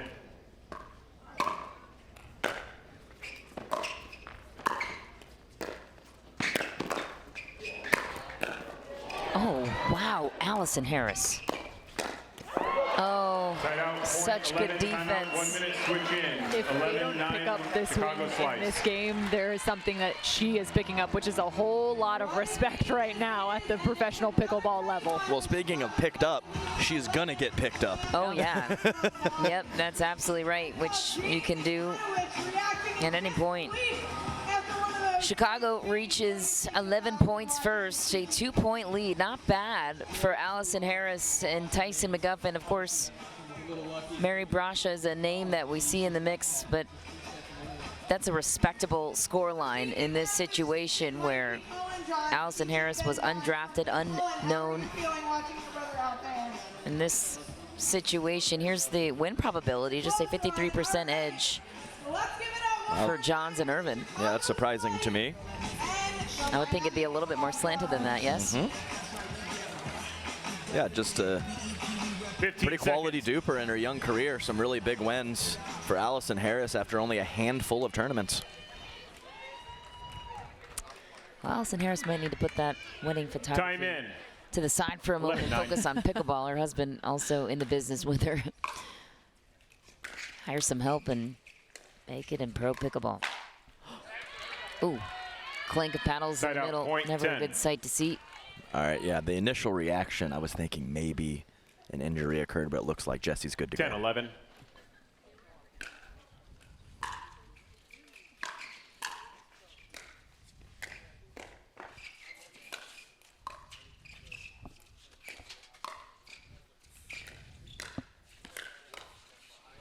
Set out point 12. Tough. You can see Tyson actually trying to kind of regain his balance there, weight on the back of his heels, and even defensively, you still kind of want to have that weight forward. He just got tripped up on the extension.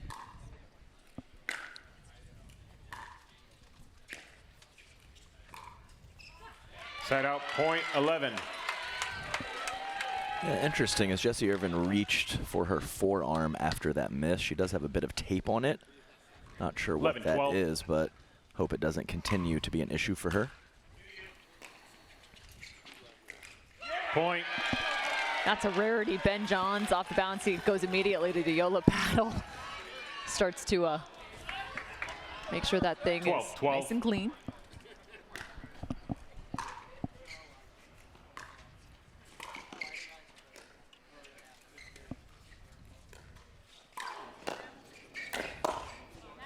Set out point 13. Chicago recovers a 1-point lead. 13-12.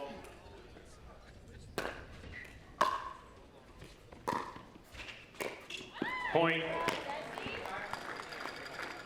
Yeah, apologizing to Tyson for that error off of the drop. I think she was looking to take a crack back behind Ben Johns through off her timing.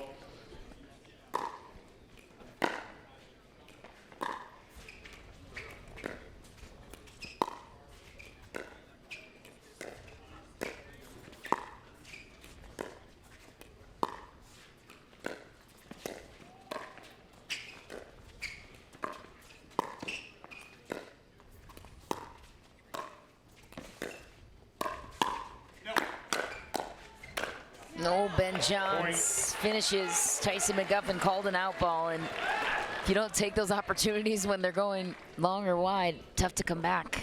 15. Easier said than done. 15-12.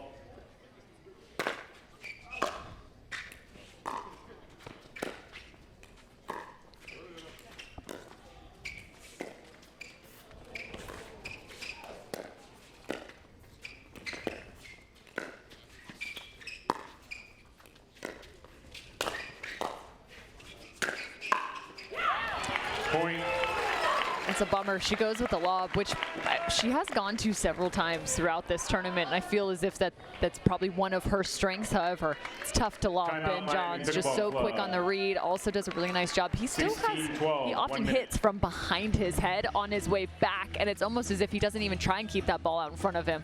He hits behind him and is able to get right back into the kitchen. Yeah, he often, he has an overhead that he fully releases on, and then one that he kind of just doesn't hit it lightly, but just pushes it back in play to get back forward. But also some pretty quality jumping ability. Those go hand in hand, the overhead and the Ernie. Looks like Brendan Long with a few words to Allison Harris. James Ignatowicz and Anna Bright in the crowd as well. Anna Bright playing for Orlando. They have the 10 a.m. semifinal tomorrow.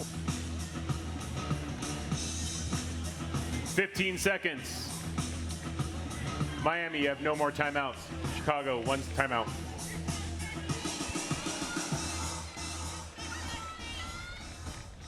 And the finals will be at 1 p.m.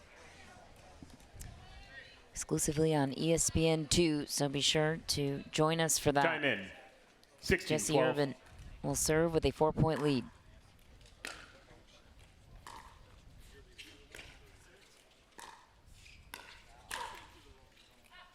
Side out, point 13. We saw Jessie finally with her second attack of the game. But it didn't go up the line. It went across court.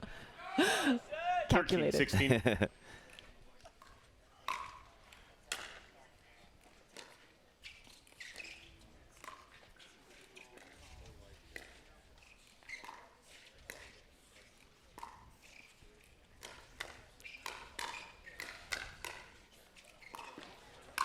Okay, Allison Harris attacking Ben Johns straight ahead. She didn't even try any deception on that initial speed up. She just reared back and fired it at him. Maybe caught him off guard. That's actually 2 speed ups too. 14-16. It was awesome.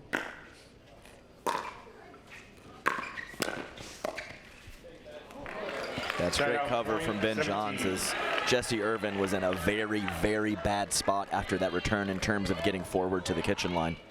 17-14. No.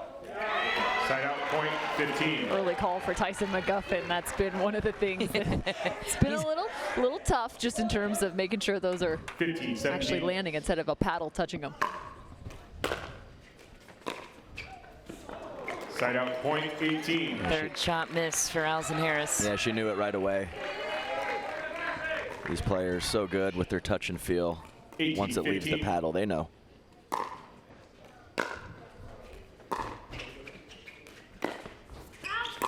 Point. Yeah, that's a way to affect the point without touching the ball. Squeeze the middle, force your opponent to hit into a small window, 19, and that creates 15. errors.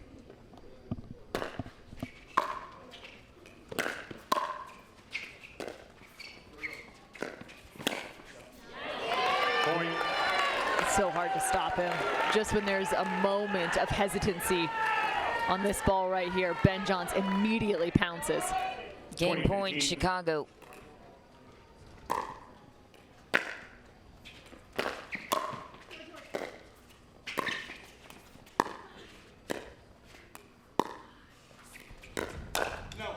Side out, point 16. 1 game point saved. I mean, I've probably played Ben 30-something times. I've never done that. Allison Harris just pulls it off on round 1. My goodness.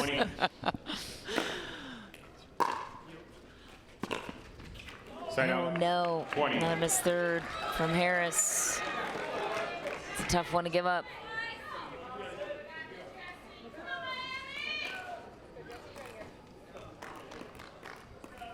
Game point number 2 for 20-16. Jesse Irvin.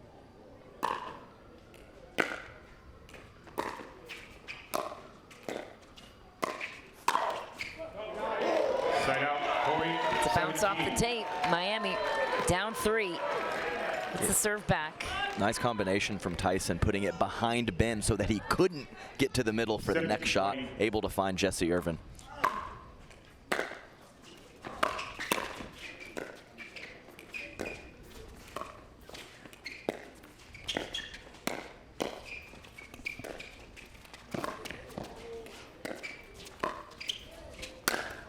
Ben Johns Side out, punishing 20. Tyson McGuffin for having the audacity to pop that one up. I've never seen Jesse Irvin smile so much than playing mixed doubles with the Ben. How could you not? 2017. Uh-huh. Game point number 3 for Chicago. And Tyson McGuffin with a clean win on Ben Johns. Watch the preparation here from Tyson McGuffin. Clean, gets a little bit of a cut on that. That does not bounce whatsoever. 18-20. Now the third shot is taken by McGuffin and sends it long off the tape.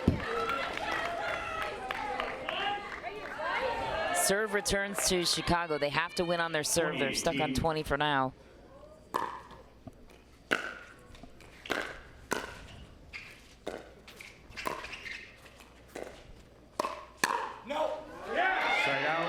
Tyson McGuffin. A gutsy leave right here. This almost had just enough hang time to land inside. Heads up play from Allison Harris.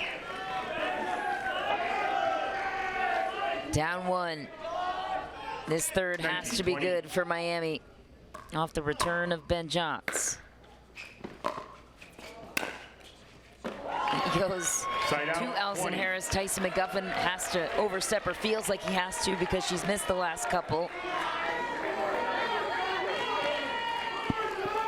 And heavy topspin. 20-19. Game point number 4 for Chicago.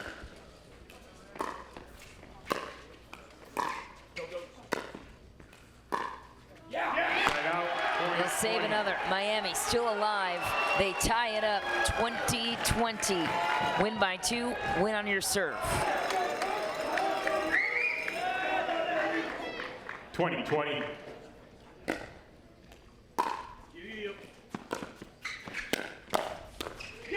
Tyson McGuffin speeds it up on Ben Johns to earn game point. What a wild swing of events.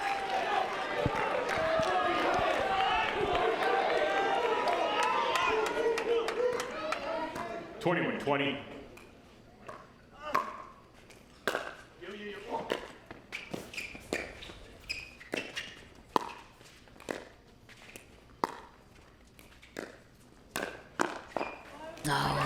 High ball to Ben Johns, taking full advantage. I thought she was going to do it. I thought she was going to pull the trigger. I think she wanted to. And I think that might have caused her to pop that dink up. Oh, man. 21. Tight moments.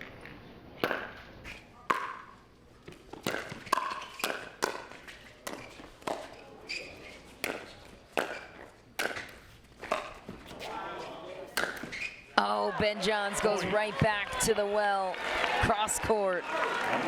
What a battle. And again, he sent a couple of those overheads through the middle. This time he goes to the wide sideline. Game point number 5 for Chicago. This pesky Miami team won't go away.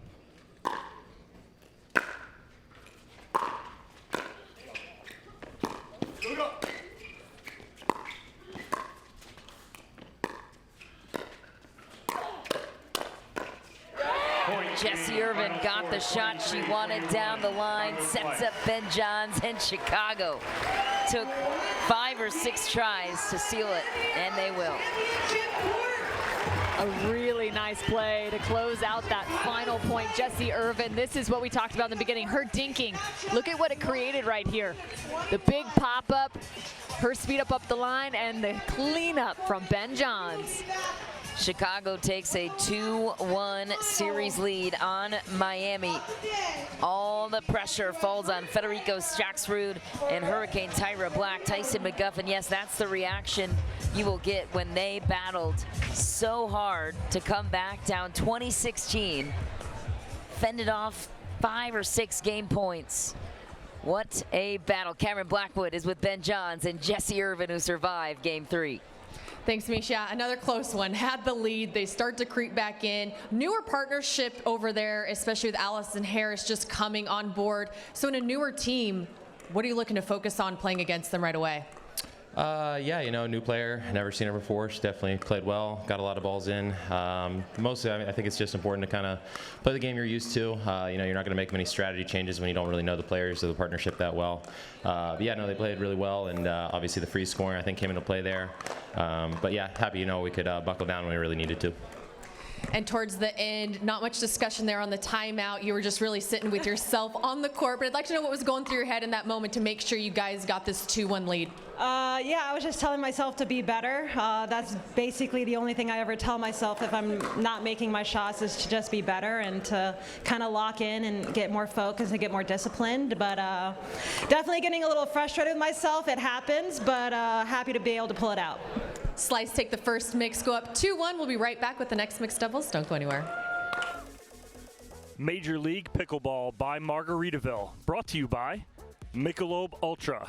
It's only worth it if you enjoy it.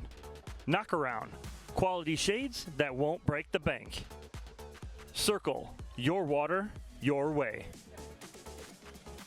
And Margaritaville, escape to your personal paradise. Stay, play, live, and dine in Margaritaville.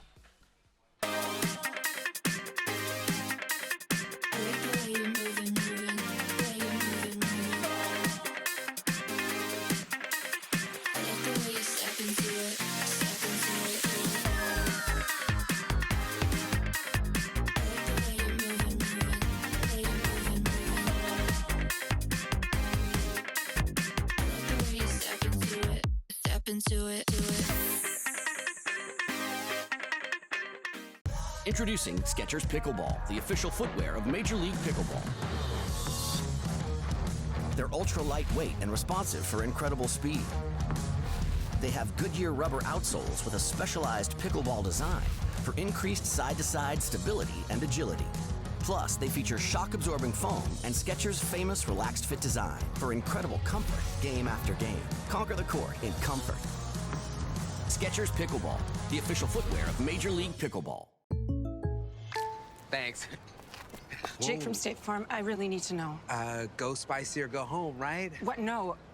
What if I'm not sure I have the right coverage for my car? Oh, your agent can help me make sure it's just what you need. What if I accidentally hit a food truck and it gets covered in empanadas? You can file a claim on the app. At State Farm, we're there for your what-ifs. Thanks. Oh.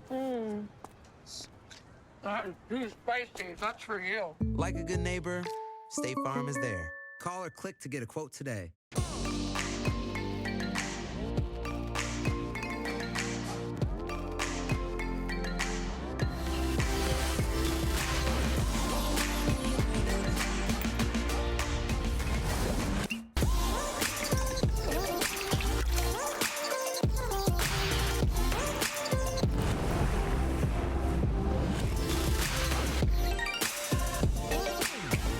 Dulce Vida, you are what you drink.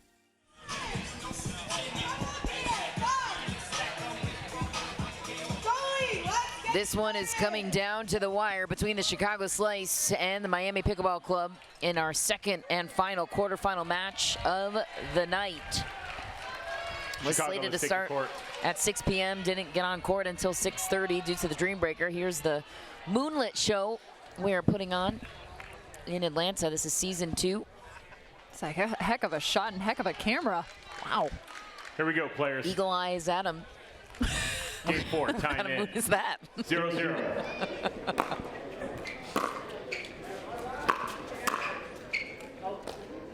Just wide for Lacey Schneeman. So, I'm sorry.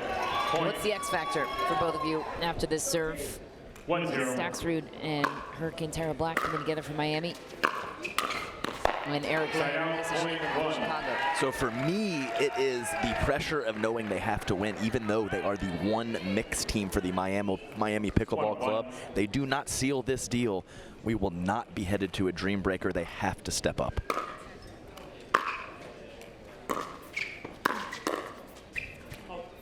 Side out, point 2. It's going to be interesting, too, for Lacey Schneeman. So solid on that left side. Now on that right side.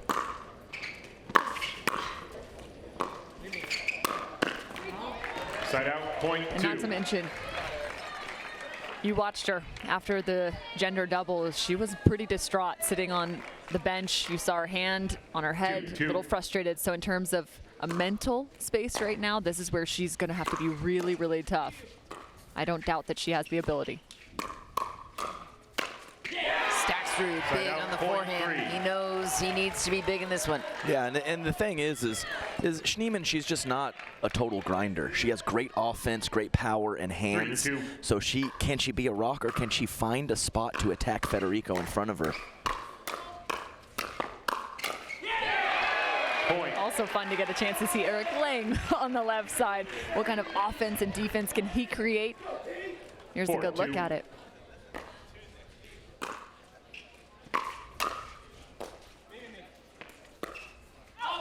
Point Miami has found their rhythm early. Up 3. 5-2.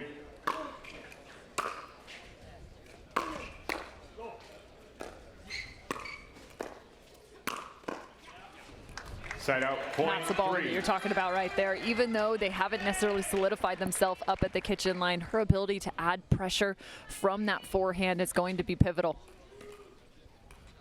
3-5. Side out, point 6. Yeah, the forehand side for sure for Lacey is where she creates her 6-3. offense from, whether back of the court or at the kitchen line. Side out, point And the 4. ladies exchanging drives into the tape. Ball back over to the slice. 4-6.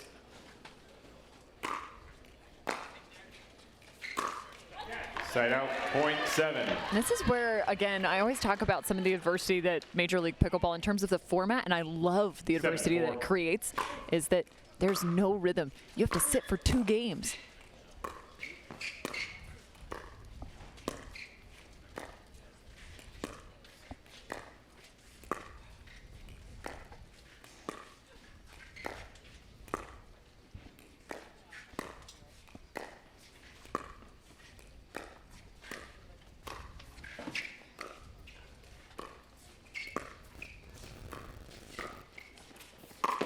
Oh, what an angle Side from out, Eric point Lang 5. inside out. Yeah, first real dink battle of the match. And Slice take it, as you mentioned, with a great inside-out dink. Federico very good at the ATP, just too well placed from Eric Lang. 5-7.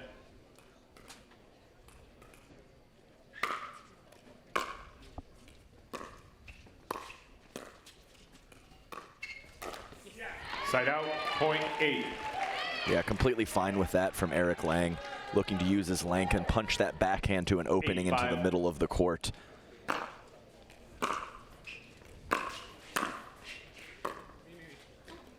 Side out, point 6.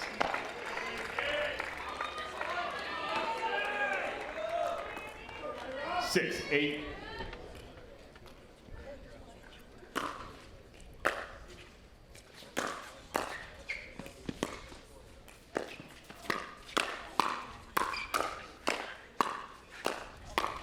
Tyra Black was locked in and ready for pace. Yeah, and every single time that that ball came back to her, she only took a, 6-inch back step to be able to create just a hair extra 9-6. time for her to react. Great ball on the right shoulder. Point. It's a good way to score points. Federico stacks Rude. I don't know, it looked kind of out to me. Uh-oh, eagle eye. Well, we'll never know. 10-6.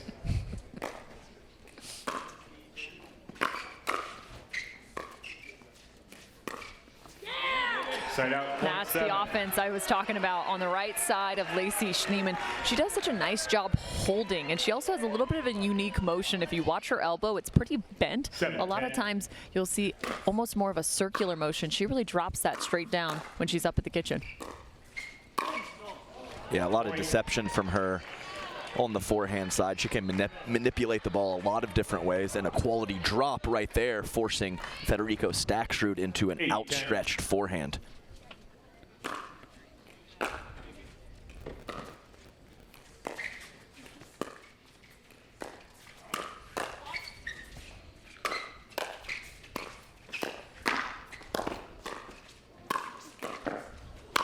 Well, the benefit of playing singles for Federico Staksrud is that he can take over just like that. Miami gets to 11 first. Yeah, that's the progression for the fellas. Start off with the big singles game. They carry it over to mix. And gender doubles is the last to come along. And for the ladies, it's singles, gender doubles, and then mix. Just some of the nuances of those games that allow those players coming from tennis and great singles pickleball to move into the doubles game. Good news for Miami. According to DUPR, they have the 55% win probability, and they need to win this one to force a dream breaker, which would be on cue for what we've seen all day on championship court and what set us back on schedule. Unfortunately for these players who have to wake back up at 6 a.m. tomorrow, come back for their first semifinal of the day. The 8 a.m.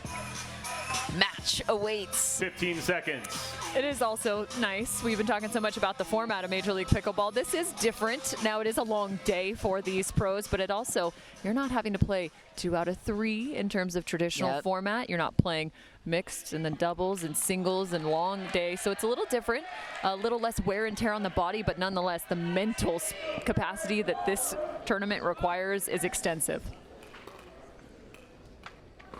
Time in. 11-8.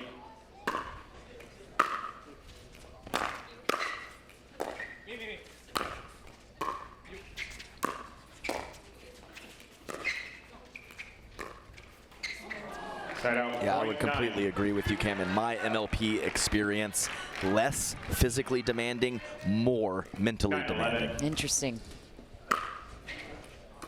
There you go. There we go, baby. Side out, point. Ooh, that one looked close to me. 12. Way out. 12-9.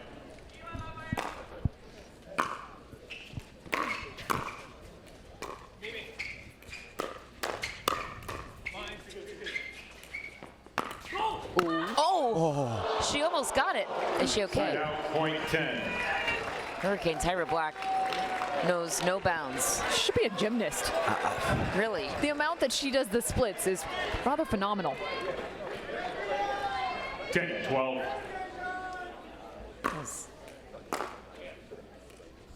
Almost a corner she took out there. Stacksrud finds the middle and a 3-point lead. Yeah, and Hurricane Tyra up to the task on the counterattack. That is Schneeman's game. She needs to speed that ball up, but the counters are so good. Makes it tough.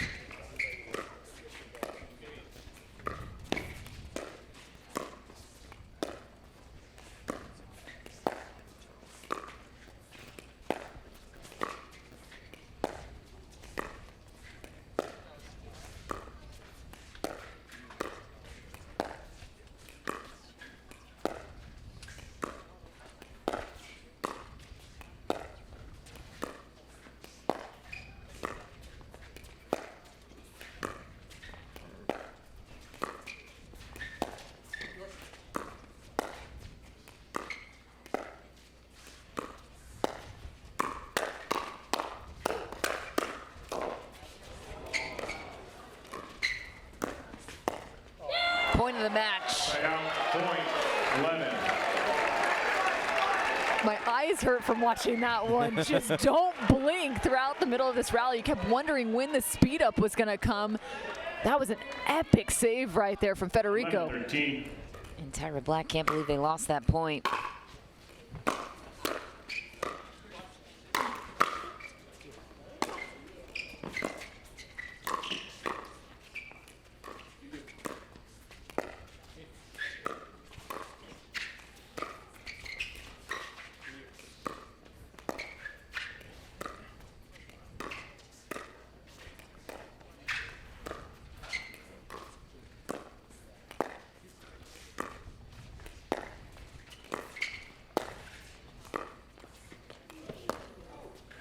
Point.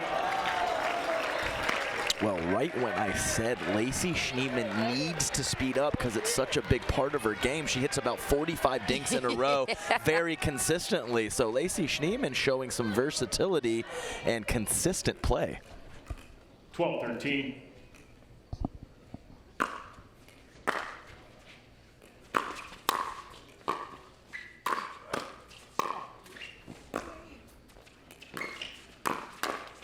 Chicago's defense has been so solid. I'm not sure there is a better forward mover in the female game than Lacey Schneeman. When she gets a drop down, she comes forward aggressively and has a ton of power and closing speed. Big put away for Stacksrud. Yeah, definitely necessary for Miami Pickleball Club to squash that run. Perfectly placed in the middle of the court. Slice unable to get a paddle on it.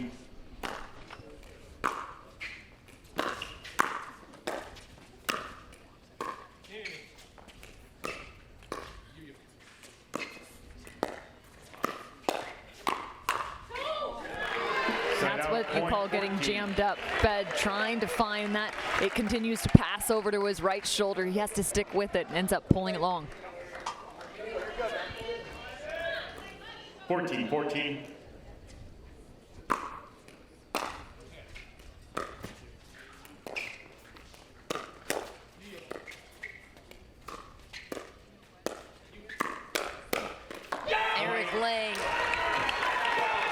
Showing the versatility, the two-handed backhand speed up off of the bounce, neutralized, and then the one-hander down in the dirt to win the point. Slice, playing big.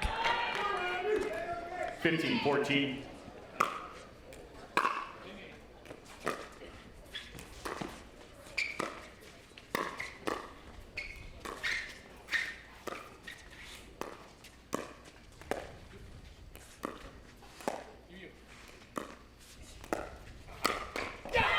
Eric Lang has stepped up to another level.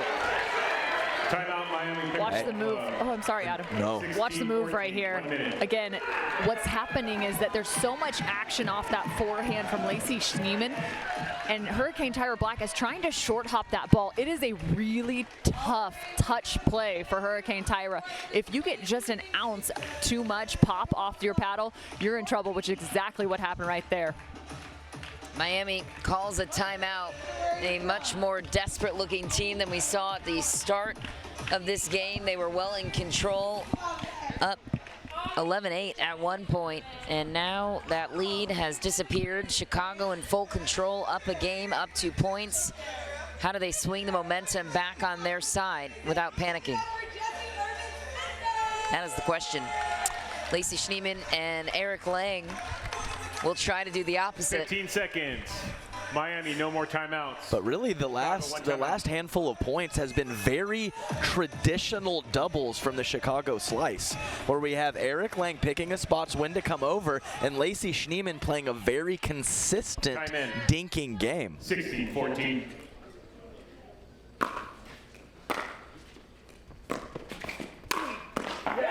Federico Staxrud received the message to be more involved. There he is. Also important to note, just the time too right now. I think there's got to be an element of energy on the side of Miami. They have to start playing with that.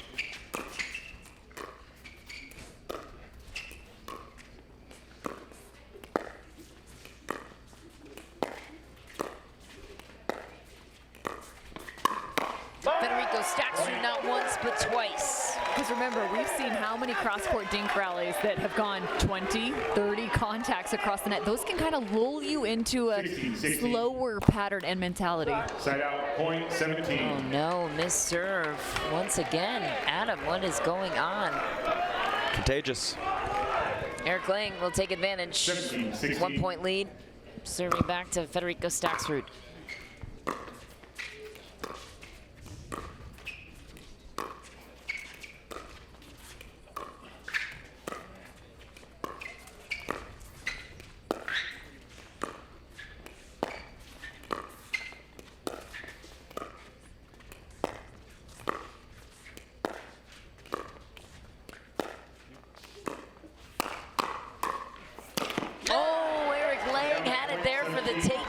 I think it was going wide. His length was actually a disadvantage in that situation. Unreal. Miami ties it up. 17-17.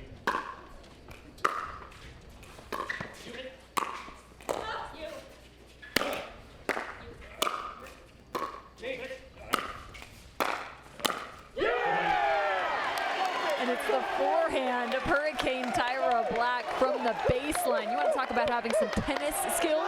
Well, it just showed up right there. Come on. 18-17.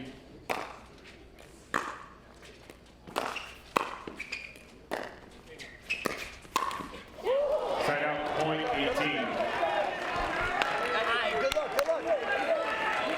Federico so good with that shot throughout the past 5 minutes. Just missed that one into the tape. He's got to keep going, though, and look to be aggressive, which he has these last couple minutes. Momentum swinging in every direction. Miami takes it for now and a 1 point lead. Federico Staxrud looking for a clutch serve. 19-18. Third shot on Miami's side.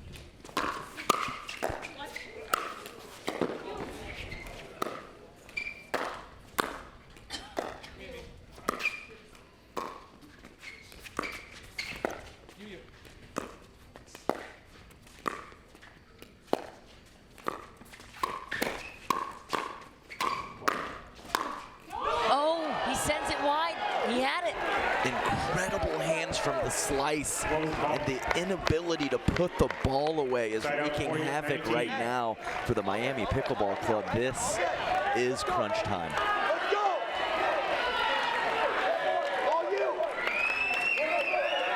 Chicago, yep, they'll call it an offensive timeout by Eric Lang. What would be the thought process behind this, Adam? Just a reset. You know, it's been a couple scrambly points. Just need a blow, need a time to just relax. Talk to your strategic buddy over there, Ben Johns, and just get a feel for what we want to do for these last handful of points in this match. I'll be interested to see exactly where they go with this third shot in terms of Federico on the left side, and not to mention Hurricane Tyra Black. It's tough because if you go the direction of Hurricane Tyra, she starts that cross-court battle. It may then have to wait for Fed to jump in through the middle. So it's going to be an interesting decision here. Yeah, like it's very interesting for the fellas because you have the reach versus the footwork. Exactly. So you see Federico just taking all these steps to get where he needs to get, and Eric Lang just takes one big one.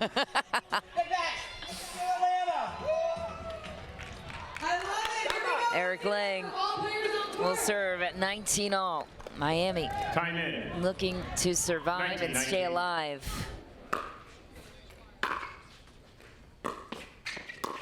Point. Oh, no.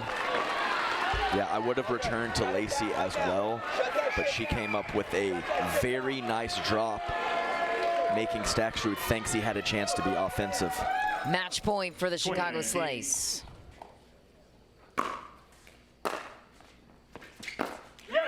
Tyra Black saves a match point. That's a nerve-wracking return to be hitting in that moment. Yeah, miss hit on the third shot drive attempt from Schneemann after a very good drop the previous point. 20.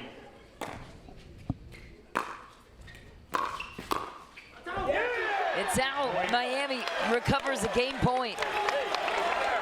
Saved a match point. Now gets a game point of their own. Federico Stacksrud has to deliver. 21-20. And he will down the middle. Federico Stacksrud is the hero for now. Why do we even play doubles? It's Dream Breaker every time. We all knew it was gonna happen, and here we are. And if you're wondering what a Dream Breaker is and you're just joining us, well, buckle up. It is a wild tie-breaking format. We will move on to singles. Each team will determine their batting order, so to speak, and put out their top players for a rotation of 4 points each. We will get to that order in just a moment. What a performance. The Lacey Schneemann and Eric Lang, they deserve a lot of credit. They trailed early and they battled. I mean, it's just unbelievable how quickly things change. As for us, Hurricane Tyra Black and Federico Stacksrud, they save a match point, save the day, tie it up 2-apiece. What's running through their mind right now? Cameron Blackwood is there to find out. Thanks, Mish. You guys tied up. You're heading into the Dream Breaker. You just said all these matches have been a little too close today. But what did you and Fed know at the very end, those key shots that you needed to hit to make sure you won? I don't know. That's fun. Fed, that last serve at the end was absolutely incredible. But what other key shots did you know you needed to hit? There's no shots in MLP. It's only cojones, corazón, huevos, pasión. Vamos, Miami, la puta madre. We're heading into a Dream Breaker. Back to you, Michelle. I think I heard heart, eggs, huevos. Is that eggs? No, that's balls. Huevos is balls, and then passion and passion. So he's got it all. Huevos rancheros? Huevos. Yeah, okay, maybe okay, I'm wrong. let's He said move cojones. on Okay, yes. for you, Sorry. Michelle. Okay, all right. Into the night. That's the only time I've heard huevos. All right, moving on. 2 minutes, players. 2 minutes. We'll get a translator in here in just a moment. We can only ask for so much. out of our booth. Wow, what a match. Winner of this one will move on to the semis tomorrow morning at 8 a.m. against DC and Miami. They wanted this dream breaker for a lot of reasons, but you still have Ben Johns on the other side. Cameron, you mentioned it. This Chicago Slice team is no team to sleep on with singles and dream breakers. We've seen them perform that way, including a win over DC earlier today, the team that's in the semis, awaiting for the winner of this one. So we get to see the batting order. We talked about it, the coin toss at the beginning of the show. Miami won it. They chose to react in mixed doubles. And so that means Chicago gets to react when it comes to the order of singles matchups. You can do whatever you want. You can match up guys against girls. You can swing anything in any direction you want. You would think that they're going to go Ben Johns #1 no matter what, the best player in the world, I would imagine. It will be interesting to see exactly what they do. Is it going to be Ben versus Tyson, or will there be maybe just a little bit of a change-up? Is someone going to take a risk? Well, Cameron Blackwood reporting with the order. Chicago chose to put Ben against Tyson McGuffin. Then Miami put out Federico Staxrud, to which Chicago obviously chose Eric Lang. Then Miami put out Tyra Black. Why wouldn't you? She beat Annalie Waters this year. Lacey Schneeman will be up to the task against her. Allison Harris will round out the batting order for Miami, and Jessie Irvin will take her bets against the undrafted Allison Harris. And what do you think? What's the difference maker here? I think that the Chicago Slice were not favored earlier against DC and won, and I think they are even less favored in this particular matchup against the Miami Pickleball Club. They already did it once. Can they do it again? It'll be interesting to see. I think maybe one of the difference makers, I mean, they're at the back of the order, but if Allison Harris has showed up like she has time and time again, if she even goes half and half, I think that's going to be a win for Miami. That's a very good point. This one might very well come down to the bottom of the order. And so our Dream Breaker is powered by Toyota Prius. I also think Lacey is going to be pivotal. If you're the Chicago Slice against Tyra. And she's been clutch in Dream Breakers in Major League Pickleball's history, not just in this event here in Atlanta. Season 1, even dating back to Arizona, she was clutch for her team then. Yeah, this first matchup is the only one that is a favorite on paper, in my opinion, for the Chicago Slice. And not sure it's a narrow margin, but a pretty small one, given that Tyson McGuffin is such a singles beast. Our first 4 points begin with Tyson McGuffin serving to Ben Johns. A missed return that never happens from Ben Johns. Tyson takes the first point. 1-0.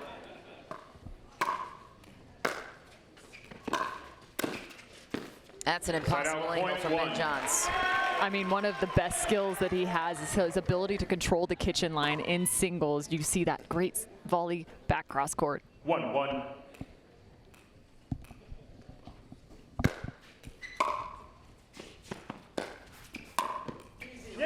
Tyson McGuffin, clean winner down the line. He gets 2 right away on Ben Johns. All set up from a phenomenal return into Ben Johns' backhand corner. 2-1.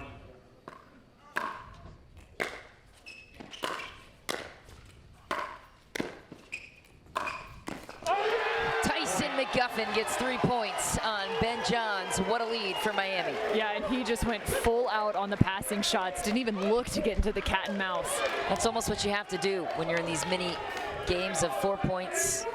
Federico Staxrud up next against Eric Lang. Oh, that was a good return from Lang.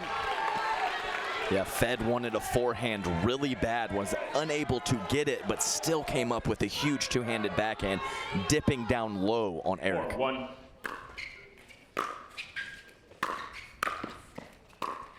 Staxrud gets 2. The amount of discipline that shot required, it's so hard. You want to go in and put so much pace on that ball, but great discipline and decision-making from Staxrud.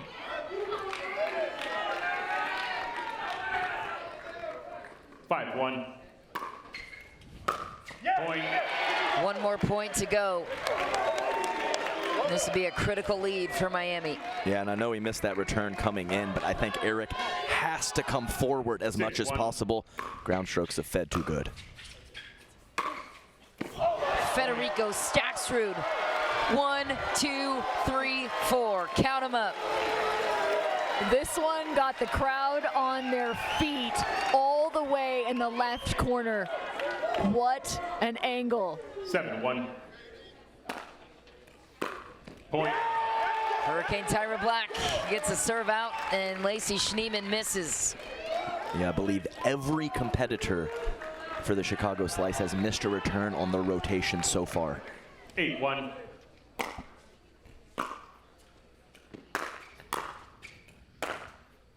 Clean winner down the line. Hurricane Tyra Black takes it. It's a heck of a backhand from Hurricane Tyra Black, showing she has the range. 9-1.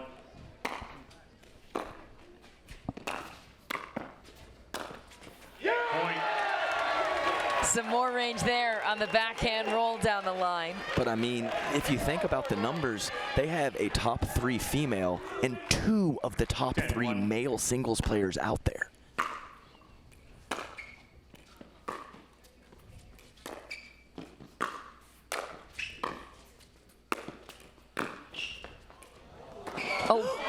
Oh gosh.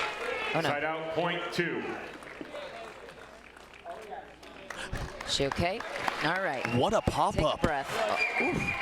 Wow. I was blocked by the screen and she just popped out of nowhere. So that was awesome. I was very worried for, how did she touch that ball? Unreal court coverage. Oh, thank goodness she's okay. That 2-10. was nerve-wracking. Jessie Irvin and Allison Harris out next. Harris pulls out an incredible defensive deflection. 11-2, Miami Pickleball. So fun to watch her just come away with some crazy contacts. There was one right in the middle of that. It almost came off of her belly button. Somehow her paddle got in front. But I will also tell you, she has got a contingent of fans out here right now chanting her name. Harris gets her team to 11 points first. This is a wild dream breaker to start. And that is only the first point between Jessie Irvin and Allison Harris. And if you're just joining us, Allison Harris was undrafted at the challenger level and the premier level. Mary Brasha was originally slated in for Miami. She's sick. Allison Harris got the nod earlier this week. She has been clutch, to say the least.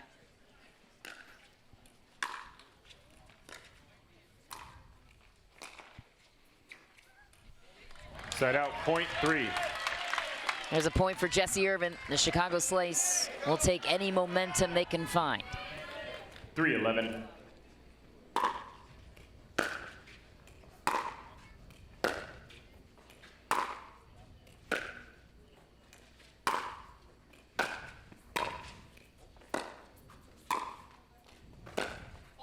Oh, Harris went big on the angle.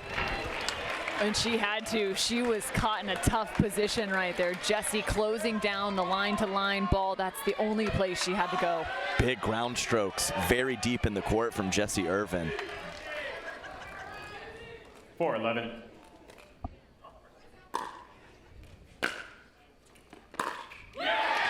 Jessie Irvin misses. It's a split performance between these two. 2 points apiece. Tyson McGuffin and Ben Johns take the stage. They need a Hail Mary from Ben Johns. That might not be enough. 12-4.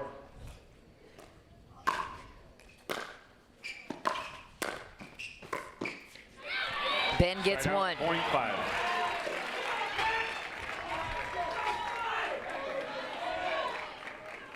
Five, 12.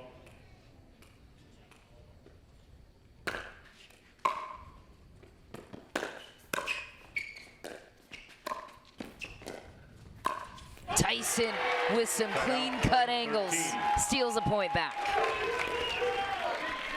I don't know if I've ever heard the phrase clean cut and Tyson in the same sentence. One of the best mullets in the game.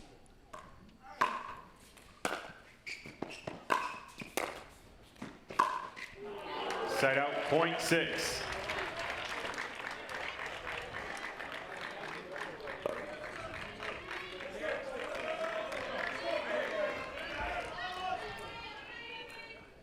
6-13.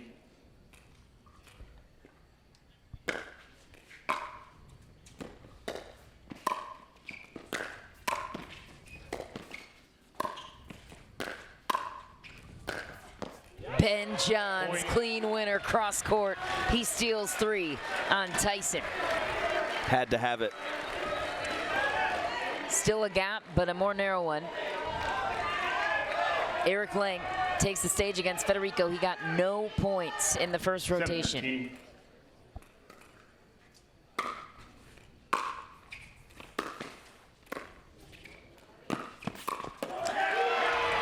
Federico stacks through, counts 1.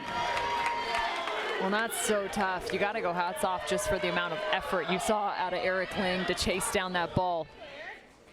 Well, the story of Ben Johns is he doesn't lose in singles, and the most recent player to do that is Federico Staksrud. A key part of the rotation here for Miami.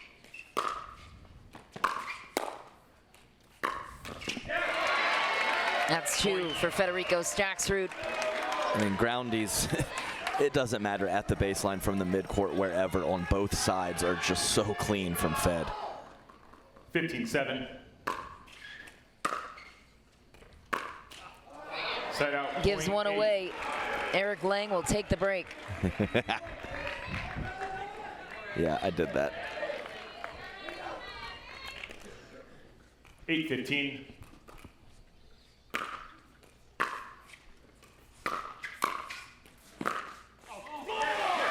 Cross court miss for Eric Lang. Federico Staksrud gets 3 to Eric Lang's 1.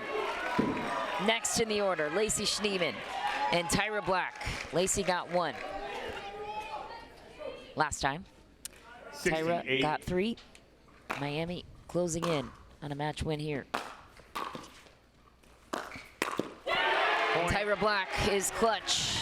Her line-to-line on the backhand side has been very destructive against Lacey Schneeman. 3 more points to go. 17-8.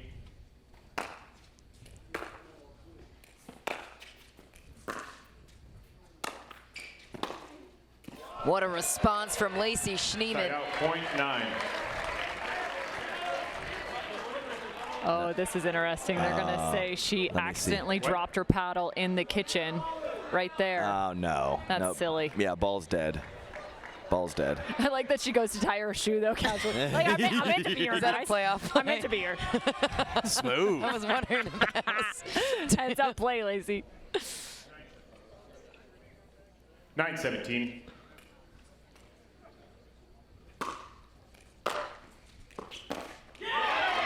Tyra Black gets 2. 18. 1 more point to go between these two.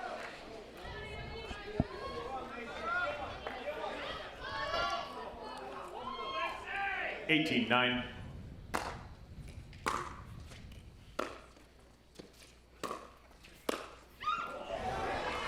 Tyra Black gives it away. Lacey comes away with 2 points out of a total of 4. In comes Jessie Irvin and Allison Harris. The crowd is on their feet for what seems like the undrafted Allison Harris, the underdog of the show. 10-18.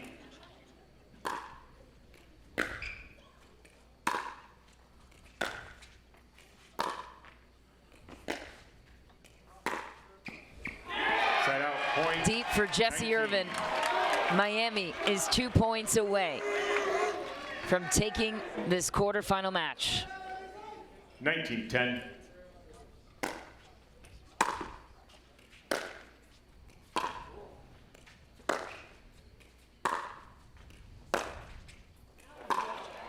Side out, point 11. Showing really good depth actually now on both sides. You noted it the last time through these rotations with Jessie in terms of her depth. However, right now it's also Allison 11-19. Harris.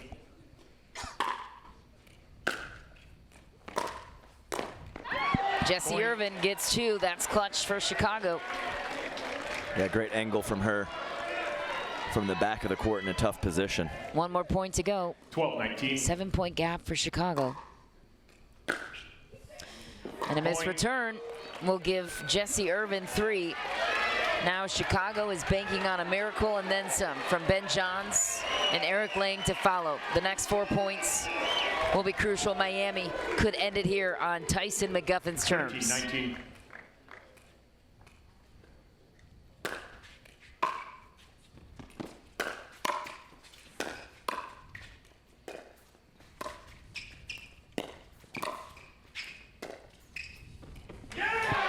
Tyson McGuffin gets match point on his side for Miami. Great read from him on that cross-court dink attempt from Ben Johns, pulling him out wide. He had a great read and was able to take it out of the air. 20-13.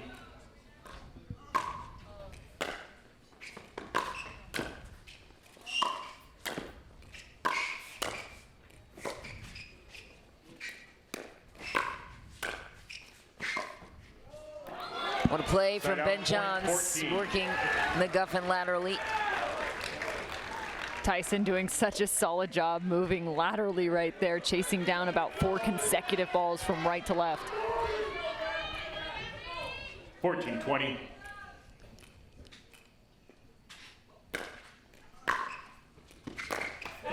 Side out. Tyson 20. McGuffin gets the serve back. It is rally scoring, but you still must win on your serve, even in the Toyota Prius Dreambreaker.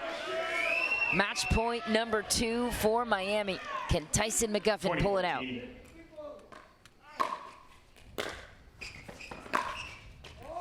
And he will. The most electrifying man in sports stuns us all in the Dreambreaker. Tyson McGuffin closes the door on the greatest of all time. What a match. We keep saying that, but they keep getting better. I cannot believe how many Dreambreakers have been on championship court today. That speaks to the level, it speaks to the team owners, the draft, and all the work that has gone into this. And such a great job on the second mixed doubles for the Miami Pickleball Club. They had to have it. They were in a tough spot. They dug deep at the end to force the Dreambreaker. Great play.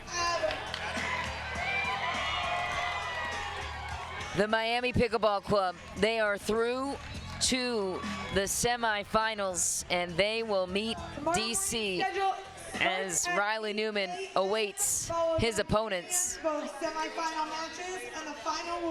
That was a wild performance. Tyson McGuffin, he set the tone early in this Dreambreaker, stealing 3 points on Ben Johns. Federico Staxrud had to be big, and so did Allison Harris and Hurricane Tyra Black. Let's check in with Cameron Blackwood, standing with the winners. Thanks, Mish. Going from an alternate to now a semi-finalist in the premier level. How are you feeling right now? I don't even have words. It's insane. Tyson, it came down to your battle right here in singles against Ben Johns. How you feeling? Daddy's feeling good. Miami, how we doing? My, oh my. The Prince showed up, the King showed up, the girls did their thing. The boys were happy, the girls were happy. Let's slam some Miller lattes and call it a night. And Fed, really quick, early in the morning, you guys are playing DC Pickleball team. What are you guys going to have to do well against them? They're done. All right, they took the win here tonight. That's it for Major League Pickleball for tonight. And Michelle, back to you. Cameron, thanks so much. What a day. So thrilled that you could join us all evening here from Season 2 in Atlanta. And what a start to Season 2, by the way. The Miami Pickleball Club making quite the exit here on Championship Court. That is a wrap for us. For Cameron Irwin, Adam Stone, and Cameron Blackwood, I'm Michelle McMahon saying so long. We will see you tomorrow for our first semifinal match at 8 a.m., then the second semifinal at 10 a.m., and the finals to follow at 1 p.m. This has been a production of Boxcar Productions. We will see you in the morning.